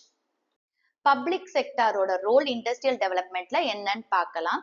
பப்ளிக் செக்டார் அப்படிங்கிறது கவர்மெண்ட். ஸோ இண்டிபெண்டன்ஸ் கிடைச்ச டைம்ல பாத்தீங்கன்னா இந்தியன் பாலிசிஸ் மேக்கர்ஸ் வந்து சில டெசிஷன்ஸ் எடுக்க வேண்டியிருந்துச்சு. அதாவது இண்டஸ்ட்ரியல் டெவலப்மெண்ட்டுக்கு கவர்மெண்ட் என்ன ரோல் பிளே பண்ணும், பிரைவேட் செக்டார் என்ன ரோல் பிளே பண்ணும் அப்படின்னு சொல்லி. சோ அப்போ பப்ளிக் செக்டார் தான் லீடிங் ரோல் எடுத்துக்கணும் அப்படிங்கிற ஒரு நெசசிட்டி இருந்துச்சு. என்ன ரீசன்ஸ் அப்படின்னு பார்த்தா shortage of capital with private sector. So இப்ப வந்து இந்தியன் எக்கானமி டெவலப் பண்றதுக்கு பிரைவேட் ஆண்டர்பிரினர்ஸ் கிட்ட இண்டஸ்ட்ரியல் வெஞ்சர்ஸ்ல இன்வெஸ்ட் பண்றதுக்கு கேபிட்டல் அவ்வளோ இல்ல. சோ இண்டிபெண்டன்ஸ் டைம்ல பாத்தீங்கன்னா டாடாஸும் பிர்லாஸும் தான் well known private entrepreneurs. So அதனால கவர்மெண்ட் தான் பப்ளிக் செக்டர் அண்டர்டேக்கிங்ஸ் மூலமா இண்டஸ்ட்ரியல் இன்வெஸ்ட்மெண்ட் பண்ற மாதிரி இருந்துச்சு. நெக்ஸ்ட் வந்து lack of incentive for private sector. So Indian market வந்து அந்த அளவுக்கு பெருசா இல்ல. பிரைவேட் இண்டஸ்ட்ரியலிஸ்ட் எல்லாம் என்கரேஜ் பண்ற அளவுக்கு மேஜர் ப்ராஜெக்ட்ஸ் எடுத்துக்கோங்க அப்படின்னு சொல்ற அளவுக்கு இந்தியன் மார்க்கெட் பெருசா இல்ல. அவங்க கிட்ட கேபிட்டல் இருந்தாலுமே மார்க்கெட் பெருசா இல்லாததுனால அவங்களை என்கரேஜ் பண்ண முடியல. சோ மார்க்கெட் வந்து சின்ன சைஸா, அதாவது லிமிடெட் சைஸா இருந்ததுனால டிமாண்ட் பாத்தீங்கன்னா கம்மியா தான் இருந்துச்சு இண்டஸ்ட்ரியல் குட்ஸுக்கு. நெக்ஸ்ட் வந்து objective of social welfare. So social welfare அதே மாதிரி ஈக்விட்டி அப்படிங்கிற அப்ஜெக்டிவ் வந்து கவர்மெண்ட் மூலமா தான் அச்சீவ் பண்ண முடியும். அப்ப கவர்மெண்ட் தான் வந்து டைரக்டா பார்ட்டிசிபேட் பண்ணும். சோ இந்த இண்டஸ்ட்ரியலைசேஷன் அப்படிங்கிற ப்ராசஸ் மூலமா அவங்க பார்ட்டிசிபேட் பண்ணி சொசைட்டிக்கு அவங்க வந்து சோஷியல் வெல்ஃபேர், ஈக்விட்டி இந்த அப்ஜெக்டிவ்ஸ் எல்லாம் அவங்க அச்சீவ் பண்ண முடியும். இண்டஸ்ட்ரியல் டெவலப்மெண்ட்ல பப்ளிக் செக்டார் ஏன் லீடிங் ரோல்ல இருக்கணும் அப்படிங்கிற ரீசன்ஸை பார்த்தோம். நெக்ஸ்ட் நம்ம இண்டஸ்ட்ரியல் பாலிசி ரெசல்யூஷன் 1956 பார்க்கலாம். இண்டஸ்ட்ரியல் பாலிசி அப்படின்றது இப்ப ஒரு கண்ட்ரில நிறைய இண்டஸ்ட்ரீஸ் இருக்கும். Like chemical industry, textile industry, manufacturing industry, இந்த மாதிரி இண்டஸ்ட்ரீஸ் இருக்கும். அண்ட் எல்லா இண்டஸ்ட்ரீஸ்லயுமே பாத்தீங்கன்னா நிறைய இஷ்யூஸ் இருக்கும். இப்ப இந்த இஷ்யூஸை கவர் பண்ற மாதிரி பாலிசி மெஷர்ஸ ஒரு காம்ப்ரிஹென்சிவ் பேக்கேஜா கொடுக்கறது தான் industrial policy. So industrial policy ஏன் தேவை அப்படின்னு பாத்தீங்கன்னா கண்ட்ரில இருக்கிற இண்டஸ்ட்ரியல் என்டர்பிரைஸ கண்ட்ரோல் பண்ணும். அதை கண்ட்ரோல் பண்றதுக்கு நிறைய ப்ரொசீஜர்ஸ், பிரின்சிபல்ஸ், ரூல்ஸ், ரெகுலேஷன்ஸ் இதெல்லாம் கொண்டு வரணும். அதனால industrial policy essential. Okay, so industrial policy 1948க்கு அப்புறம் பாத்தீங்கன்னா இந்தியன் எக்கானமி வந்து பொலிட்டிக்கல் அண்ட் எக்கனாமிக்கல் இதுல நிறைய சேஞ்சஸ் ஃபேஸ் பண்ணுச்சு. சோ அதனால கண்ட்ரில ஒரு புது இண்டஸ்ட்ரியல் பாலிசி கொண்டு வரணும் அப்படிங்கிற ஒரு அவசியம் வந்துச்சு. 30th April 1956ல செகண்ட் இண்டஸ்ட்ரியல் பாலிசி ரெசல்யூஷன் கொண்டு வந்தாங்க இந்தியால. அண்ட் இது வந்து செகண்ட் 5-year பிளானுக்கான பேஸ். சோ 1956 பாலிசி என்ன எம்பசைஸ் பண்ணுச்சு அப்படின்னா பப்ளிக் செக்டாரோட எக்ஸ்பான்ஷன் தேவை அப்படின்னு சொல்லிச்சு. கிளாசிபிகேஷன் ஆஃப் இண்டஸ்ட்ரீஸ் பார்க்கலாம். 1956 ஓட இண்டஸ்ட்ரியல் பாலிசி ரெசல்யூஷன் படி இண்டஸ்ட்ரீஸை வந்து 3 கேட்டகரிஸ்ல ரீகிளாசிஃபை பண்றாங்க. ஓகே, அந்த 3 கேட்டகரிஸ் வந்து schedule A, schedule B and schedule C. So schedule ஏல பாத்தீங்கன்னா எந்த இண்டஸ்ட்ரீஸ்லாம் வந்து ஸ்டேட் ஓன்டா இருக்கோ அதெல்லாம் ஷெட்யூல் ஏல வரும். ஸோ இந்த ஷெட்யூல்ல பாத்தீங்கன்னா 17 இண்டஸ்ட்ரீஸ் இருந்துச்சு. Like arms, atomic energy, heavy core industries, aircraft, oil, railways இந்த மாதிரி. அடுத்தது ஷெட்யூல் பில வந்து 12 இண்டஸ்ட்ரீஸ் இருந்துச்சு. அண்ட் இதுவுமே ஸ்டேட் ஓன்டு. அண்ட் ஸ்டேட் என்ன பண்ணுவாங்க, அந்த இண்டஸ்ட்ரீஸை செட் பண்றது. ஸோ ஸ்டேட் கவர்மெண்ட் வந்து இண்டஸ்ட்ரீஸை செட் பண்றது அண்ட் பிரைவேட் செக்டார் வந்து அந்த ஸ்டேட்டுக்கு என்ன தேவையோ அதெல்லாம் ஹெல்ப் பண்றது. ஸோ இந்த இண்டஸ்ட்ரீஸ் என்னென்ன அப்படின்னு பாத்தீங்கன்னா aluminium, other mining industries, machine tools, fertilisers இதெல்லாம் வரும். நெக்ஸ்ட் ஷெட்யூல் சில பாத்தீங்கன்னா ரிமைனிங் இண்டஸ்ட்ரீஸ், இதெல்லாம் பிரைவேட் செக்டார் கிட்ட இருக்கிற இண்டஸ்ட்ரீஸ். அண்ட் ஸ்டேட் என்ன பண்ணும், இதெல்லாம் என்கரேஜ் பண்ணும் இந்த இண்டஸ்ட்ரீஸை அதோட டெவலப்மெண்ட்டுக்கு. ஓகே, அண்ட் அதுக்கு ஃபெசிலிட்டிஸும் ப்ரொவைட் பண்ணும். ஸோ இந்த இண்டஸ்ட்ரீஸ் எல்லாமே it is control by the state. எப்படின்னா லைசன்ஸ் சிஸ்டம் மூலமா அவங்க வந்து இதை கண்ட்ரோல் பண்றாங்க. And it was enforced by industries development and regulation act 1951. Okay, so system of license or இதை வந்து லைசன்ஸ் ராஜ் அப்படின்னு சொல்லலாம். இது வந்து இண்டஸ்ட்ரியல் பாலிசி ரெசல்யூஷன் 1956ல வந்து இன்ட்ரடியூஸ் பண்ணாங்க. எதுக்காக அப்படின்னா பிரைவேட் செக்டாரை கண்ட்ரோல்ல வச்சுக்கிறதுக்காக.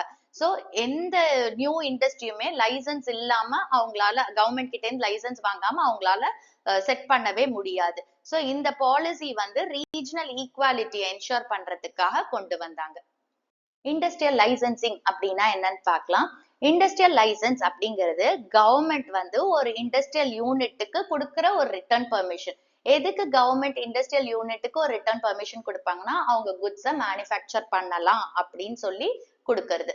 ஸோ கவர்மெண்ட் வந்து industries development and regulation act 1951 கீழே எப்ப லைசன்ஸ் இஷ்யூ பண்ணலாம், எதுக்கெல்லாம் லைசன்ஸ் இஷ்யூ பண்ணலாம் அப்படின்னு பாத்தீங்கன்னா, ஒரு நியூ இண்டஸ்ட்ரி செட் பண்றதுக்கு, இல்ல எக்ஸிஸ்டிங் இண்டஸ்ட்ரியை எக்ஸ்பேண்ட் பண்றதுக்கு, அதே மாதிரி அவங்களோட ப்ராடக்ட்ஸை டைவர்சிஃபை பண்றதுக்கு.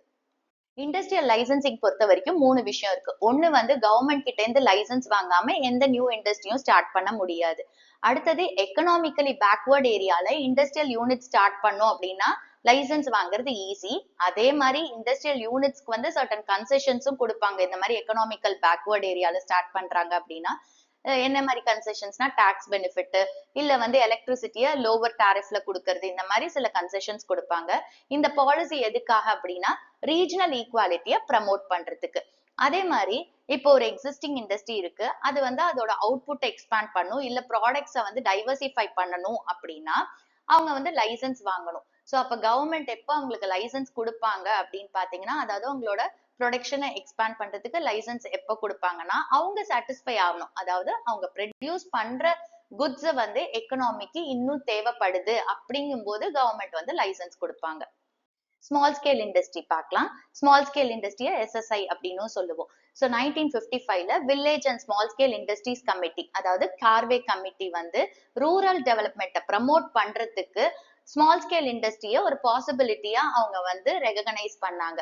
ஸோ ஸ்மால் ஸ்கேல் இண்டஸ்ட்ரி அப்படின்னா என்ன, இதை நம்ம டிஃபைன் பண்ணணும் அப்படின்னா அதோட மேக்சிமம் இன்வெஸ்ட்மெண்ட்டை வச்சுதான் அதை நம்ம டிஃபைன் பண்ணும். ஸோ ஒரு யூனிட்டோட அசெட்ஸ்ல எவ்வளவு மேக்சிமம் இன்வெஸ்ட்மெண்ட் அலௌடோ அதுதான் வந்து ஸ்மால் ஸ்கேல் இண்டஸ்ட்ரி. ஸோ இப்போ இந்த லிமிட் பாத்தீங்கன்னா 1950ல வந்து 5 lakh rupees இருந்துச்சு. இப்ப பிரசண்டா 1 crore rupees இருக்கு. ஸோ 1 crore rupeesக்கு ஒரு யூனிட்ல அசெட்ஸ்க்கு இன்வெஸ்ட் பண்றோம் அப்படின்னா அது small scale industry. Small scale இண்டஸ்ட்ரீஸோட சில இம்பார்ட்டன்ட் பாயிண்ட்ஸ் பார்க்கலாம். First employment generation. Small scale industries வந்து லேபர் இன்டென்சிவ். இங்க நிறைய லேபர்ஸை யூஸ் பண்றாங்க லார்ஜ் ஸ்கேல் இண்டஸ்ட்ரீஸை விட. லார்ஜ் ஸ்கேல் இண்டஸ்ட்ரீஸ் அப்படிங்கிறது கேபிட்டல் இன்டென்சிவா இருக்கும், நிறைய மிஷினரிஸ் யூஸ் பண்ணுவாங்க. ஸோ இது லேபர் இன்டென்சிவா இருக்கிறதுனால ஸ்மால் ஸ்கேல் இண்டஸ்ட்ரீஸ் வந்து நிறைய எம்ப்ளாய்மெண்ட் வந்து ஜென்ரேட் பண்ணுது. அக்ரிகல்ச்சருக்கு அப்புறம் பாத்தீங்கன்னா இந்தியால ஸ்மால் ஸ்கேல் இண்டஸ்ட்ரீஸ் வந்து நிறைய பீப்புளுக்கு எம்ப்ளாய்மெண்ட் ப்ரொவைட் பண்ணுது. நெக்ஸ்ட் வந்து need for protection from big firms. Small scale இண்டஸ்ட்ரீஸை வந்து பிக் ஃபர்ம்ஸோட கம்பீட் பண்ண முடியாது. ஸோ அதை ப்ரொடெக்ட் பண்ணும். அதுக்கு கவர்மெண்ட் சில ஸ்டெப்ஸ் எடுத்திருக்காங்க. ஒன்னு வந்து ரிசர்வேஷன் ஆஃப் ப்ராடக்ட்ஸ். கவர்மெண்ட் வந்து சில ப்ராடக்ட்ஸ் வந்து ஸ்மால் ஸ்கேல் இண்டஸ்ட்ரி தான் ப்ரொடியூஸ் பண்ணும் அப்படின்னு ரிசர்வ் பண்ணியிருக்காங்க. இந்த ப்ராடக்ட்ஸை எப்படி செலக்ட் பண்றாங்க, என்ன கிரைட்டீரியால செலக்ட் பண்றாங்க அப்படின்னு பாத்தீங்கன்னா ஸ்மால் ஸ்கேல் இண்டஸ்ட்ரீஸ் வந்து அந்த ப்ராடக்ட்ஸை மேனுஃபேக்சர் பண்றதுக்கான எபிலிட்டி இருக்கா அப்படிங்கறத பார்த்தா செலக்ட் பண்றாங்க. நெக்ஸ்ட் வந்து வேரியஸ் கன்செஷன். ஸ்மால் ஸ்கேல் இண்டஸ்ட்ரீஸ்க்கு நிறைய கன்செஷன்ஸ் கொடுக்குறாங்க. லோவர் எக்ஸைஸ் டியூட்டி, அதுக்கப்புறம் பேங்க் லோன் எடுத்தாங்கன்னா அதுக்கு லோவர் இன்ட்ரெஸ்ட் ரேட், இந்த மாதிரி. ஃபாரின் ட்ரேட் பார்க்கலாம். இந்தியாவோட ஃபாரின் ட்ரேட் அப்படிங்கிறது எல்லா இம்போர்ட்ஸ் அண்ட் எக்ஸ்போர்ட்ஸ், இந்தியாக்குள்ள வர எல்லா இம்போர்ட்ஸ், இந்தியால இருந்து போற எல்லா எக்ஸ்போர்ட்ஸும் தான் இந்தியாவோட ஃபாரின் ட்ரேட். ஸோ இந்தியா வந்து ஒரு பிளான் டெவலப்மெண்ட்குள்ள 1950ல என்டர் ஆகுது. ஸோ அந்த டைம் பாத்தீங்கன்னா இம்போர்ட் சப்ஸ்டிடியூஷன் அப்படிங்கறதா ஒரு முக்கியமான எலிமெண்டா இருக்கு இந்தியா ட்ரேட் அண்ட் இண்டஸ்ட்ரியல் பாலிசில. ஸோ இந்த இம்போர்ட் சப்ஸ்டிடியூஷன் அப்படின்னா என்னன்னு பார்க்கலாம். 1950ல பாத்தீங்கன்னா இந்தியா வந்து வேர்ல்ட் ட்ரேட்ல 1.78% ஷேர் இருந்துச்சு. ட்ரேட் பாலிசி இம்போர்ட் சப்ஸ்டிடியூஷன் பத்தி பார்ப்போம். ஸோ வைட்டல் செக்டார்ஸ்ல வந்து இந்தியாவோட வைட்டல் செக்டார்ஸ்ல இம்பார்ட்டன்ட் செக்டார்ஸ்ல செல்ஃப் ரிலையண்டா இருக்கிறதுக்கு இந்தியா வந்து ஒரு ஸ்ட்ராட்டஜி ஃபாலோ பண்ணுச்சு. என்னன்னு பாத்தீங்கன்னா இப்போ நம்ம வந்து இம்போர்ட் பண்றோம் இல்லையா குட்ஸை, அதை வந்து டொமஸ்டிக் ப்ரொடக்ஷனால ரீப்ளேஸ் பண்றது. இப்போ நம்ம சில குட்ஸை இம்போர்ட் பண்றோம்னு வச்சுக்கோங்க, அந்த குட்ஸை இம்போர்ட் பண்ணாம அதை இந்தியாக்குள்ளேயே ப்ரொடியூஸ் பண்றது, இந்த ஸ்ட்ராட்டஜியை ஃபாலோ பண்ணுச்சு. ஸோ ஃபர்ஸ்ட் 7 பிளான்ஸ்ல பாத்தீங்கன்னா ட்ரேட் வந்து இன்வர்ட் லுக்கிங் ட்ரேட் ஸ்ட்ராட்டஜியா இருந்துச்சு. ஸோ இதை டெக்னிக்கலா சொல்லணும் அப்படின்னா இம்போர்ட் சப்ஸ்டிடியூஷனா இருந்துச்சு. இம்போர்ட் சப்ஸ்டிடியூஷன் அப்படின்றது நம்ம என்ன பண்றோம், இம்போர்ட்ஸை வந்து டொமஸ்டிக் ப்ரொடக்ஷன்னால ரீப்ளேஸ் பண்றோம், அதுதான் இம்போர்ட் சப்ஸ்டிடியூஷன். ஸோ இந்த பாலிசியோட பேசிக் எய்ம் என்ன அப்படின்னு பாத்தீங்கன்னா டொமஸ்டிக் இண்டஸ்ட்ரீஸை ஃபாரின் காம்படிஷன்ல இருந்து ப்ரொடெக்ட் பண்ணும். அண்ட் இம்போர்ட் சப்ஸ்டிடியூஷனோட பாலிசி 2 அப்ஜெக்டிவ்ஸை சர்வ் பண்ணுது. ஒன்னு வந்து ஃபாரின் எக்ஸ்சேஞ்சை சேவ் பண்றதுக்கும், இன்னொன்னு வந்து செல்ஃப் ரிலையன்ஸ் அப்படிங்கிற ஒரு விஷயத்த அச்சீவ் பண்றதுக்கும். இம்போர்ட்ஸ்ல இருந்து ப்ரொடெக்ட் பண்றது கவர்மெண்ட் வந்து டாரிஃப் அண்ட் கோட்டாஸ் அப்படிங்கறத யூஸ் பண்றாங்க. ஸோ கவர்மெண்ட் வந்து இந்தியால ப்ரொடியூஸ் பண்ற குட்ஸை இம்போர்ட்ஸ்ல இருந்து ப்ரொடெக்ட் பண்றதுக்கு 2 வழி யூஸ் பண்றாங்க. ஒன்னு டாரிஃப்ங்கிறது இம்போர்ட்டட் குட்ஸ்ல டாக்ஸ் சார்ஜ் பண்றது. ஸோ இதோட பர்பஸ் என்ன அப்படின்னு பாத்தீங்கன்னா, இப்போ இம்போர்ட்டட் குட்ஸ்ல நிறைய டாக்ஸ் சார்ஜ் பண்றாங்க அப்படின்னா அது எக்ஸ்பென்சிவ் ஆயிரும். ஏன்னா அந்த வேல்யூ ஆஃப் டாக்ஸ் அந்த குட்ஸ்ல ஆட் ஆயிரும்ல, ஸோ அப்ப அது எக்ஸ்பென்சிவ் ஆயிரும். ஸோ அது வந்து யூஸ் பண்றதுக்கு யாருக்கும் ஒரு இன்ட்ரெஸ்ட் வராது. ஏன்னா இவ்வளவு பணம் கொடுத்து அதை இம்போர்ட் பண்ணுமா அப்படின்னு சொல்லி. அடுத்தது கோட்டா. ஸோ கோட்டாங்கிறது நான் டாரிஃப் பேரியர். அதாவது எவ்வளவு குவான்டிட்டி ஆஃப் இம்போர்ட்ஸ் அதை வந்து ஃபிக்ஸ் பண்றதுதான் கோட்டா.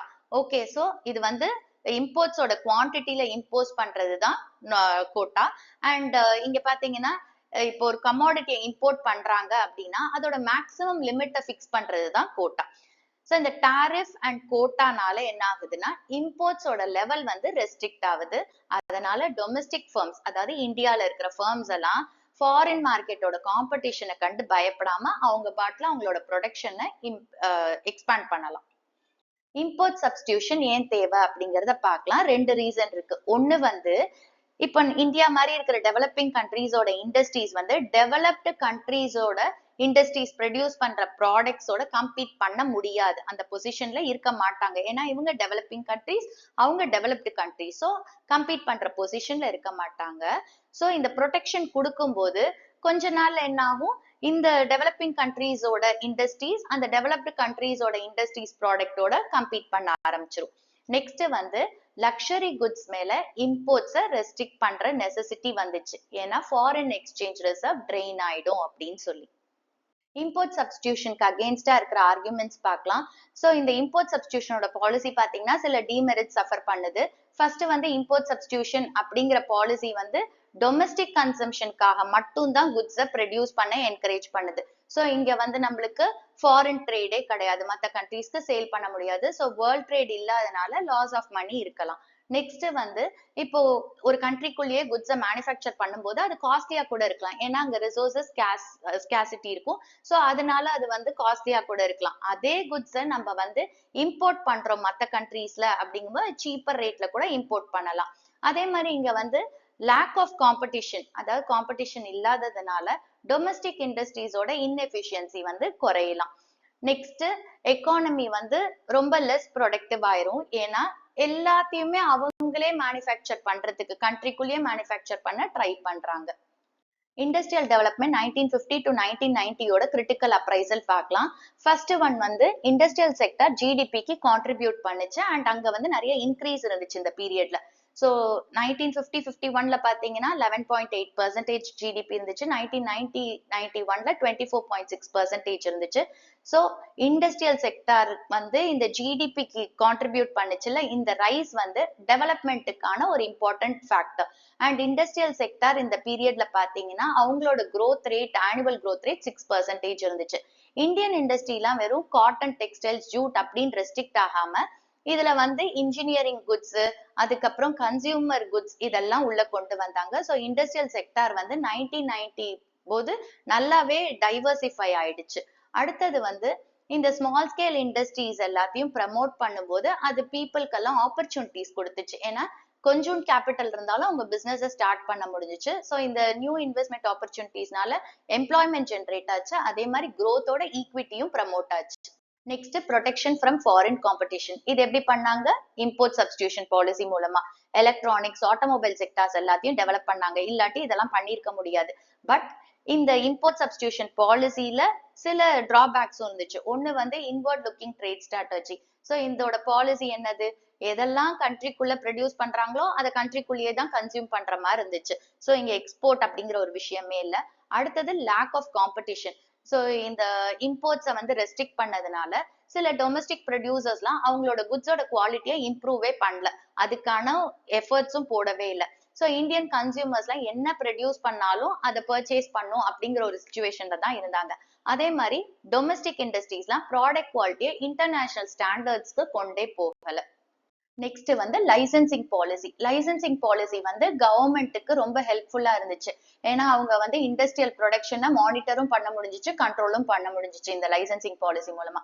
பட் கவர்மெண்ட் வந்து எக்ஸசிவா ரெகுலேஷன் கொடுக்கும்போது ரெண்டு டிஃபிகல்டிஸ் இருந்துச்சு. ஒண்ணு வந்து மிஸ்யூஸ், அதாவது பெரிய பெரிய இண்டஸ்ட்ரியலிஸ்ட் எல்லாம் என்ன பண்ணாங்க, லைசன்ஸ் வாங்கிக்கிட்டாங்க. அவங்க நியூ ஃபார்ம் ஸ்டார்ட் பண்றதுக்கு இல்ல, வேற யாரும் காம்படிட்டர்ஸ் நியூ ஃபார்ம் ஸ்டார்ட் பண்ணிடக்கூடாது அப்படிங்கிறதுக்காக.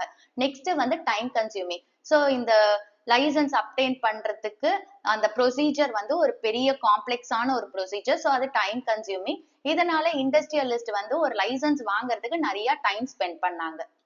நெக்ஸ்ட் வந்து பப்ளிக் செக்டார் நல்லாவே கான்ட்ரிபியூட் பண்ணாங்க இண்டஸ்ட்ரியல் பேஸை கிரியேட் பண்றதுக்கு, அதே மாதிரி இன்ஃப்ராஸ்ட்ரக்சர் டெவலப் பண்றதுக்கு, அதே மாதிரி பேக்வர்ட் ஏரியாஸோட டெவலப்மெண்ட்டை ப்ரமோட் பண்றதுக்கு. பட் பப்ளிக் செக்டார் வந்து மோனோபாலியாவே இருந்தாங்க சர்டன் நான் எசென்ஷியல் ஏரியாஸ்ல.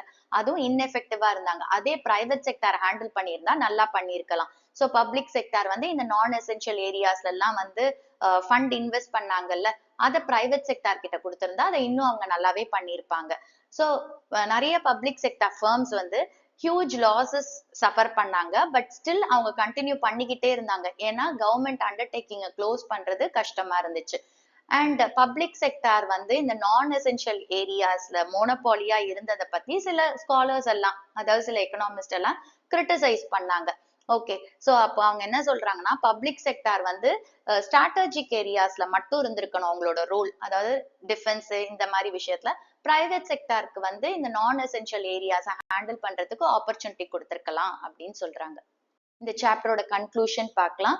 ஸோ இந்தியன் எக்கானமியோட ப்ராக்ரஸ் இந்த 3 செக்டார்ஸ்ல எப்படி இருந்துச்சு அப்படின்னு பார்ப்போம். ஸோ அக்ரிகல்ச்சர் செக்டார்ல பாத்தீங்கன்னா இந்தியா வந்து ஃபுட் ப்ரொடக்ஷன்ல செல்ஃப் சஃபிஷியன்டா இருந்துச்சு, ஏன்னா கிரீன் ரெவல்யூஷன்னால. ஸோ லேண்ட் ரிஃபார்ம்ஸ் அப்படின்ற விஷயத்தினால ஜமீன்தாரி சிஸ்டமா அபாலிஷ் பண்ணாங்க. அடுத்தது இண்டஸ்ட்ரியல் செக்டார் பாத்தீங்கன்னா இண்டஸ்ட்ரீஸ்லாம் வந்து இண்டிபெண்டன்ஸ் டைம்ல இருந்ததை விட நல்லாவே டைவர்சிஃபை பண்ணியிருந்தாங்க. பட் கவர்மெண்ட் வந்து நிறைய ரெகுலேஷன்ஸ் கொடுத்ததுனால அதோட growth ப்ரிவென்ட் ஆயிடுச்சு. அண்ட் நிறைய எக்கனாமிஸ்ட் வந்து பப்ளிக் செக்டார் என்டர்பிரைசஸோட பெர்ஃபார்மன்ஸ்ல ரொம்ப டிசாட்டிஸ்ஃபைடா இருந்தாங்க. ட்ரேட் செக்டார் பாத்தீங்கன்னா இது வந்து இன்வர்ட் ஓரியன்டட். ஸோ ஒரு டொமெஸ்டிக் கண்ட்ரிக்குள்ளேயே அவங்க ப்ரொடியூஸ் பண்ணி அங்கேயே அவங்க சேல் பண்ணதுனால இங்க எக்ஸ்போர்ட் அப்படிங்கிற ஒரு விஷயம் இல்லாம போயிடுச்சு. அண்ட் டொமெஸ்டிக் ப்ரொடியூசர்ஸை வந்து ஃபாரின் காம்படிஷன்ல இருந்து ப்ரொடெக்ட் பண்ணும் அப்படின்றதுக்காக தான் இந்த ட்ரேட் செக்டார்ல இந்த பாலிசி கொண்டு வந்தாங்க. எதுக்காக அப்படின்னா செல்ஃப் ரிலையன்ஸை கெயின் பண்றதுக்கு. பட் இந்த டொமெஸ்டிக் ப்ரொடியூசர்ஸ் வந்து அவங்களுக்கு ஒரு மோட்டிவேஷனே இல்லை அவங்க ப்ராடக்ட் குவாலிட்டியை இம்ப்ரூவ் பண்ணணும் அப்படின்னு சொல்லி, ஏன்னா இங்க எக்ஸ்போர்ட்டுங்கிற ஒரு விஷயம் இல்லாததுனால. ஸோ இப்போ இந்த வீடியோ பார்த்து முடிச்சிருப்பீங்க. இப்போ இந்த சாப்டர் ஃபுல்லா உங்க புக்ல தரோ ரீடிங் கொடுங்க. புக் பேக்ல இருக்கிற MCQs அண்ட் 1 marks எல்லாத்தையும் தரோவா படிச்சுக்கோங்க.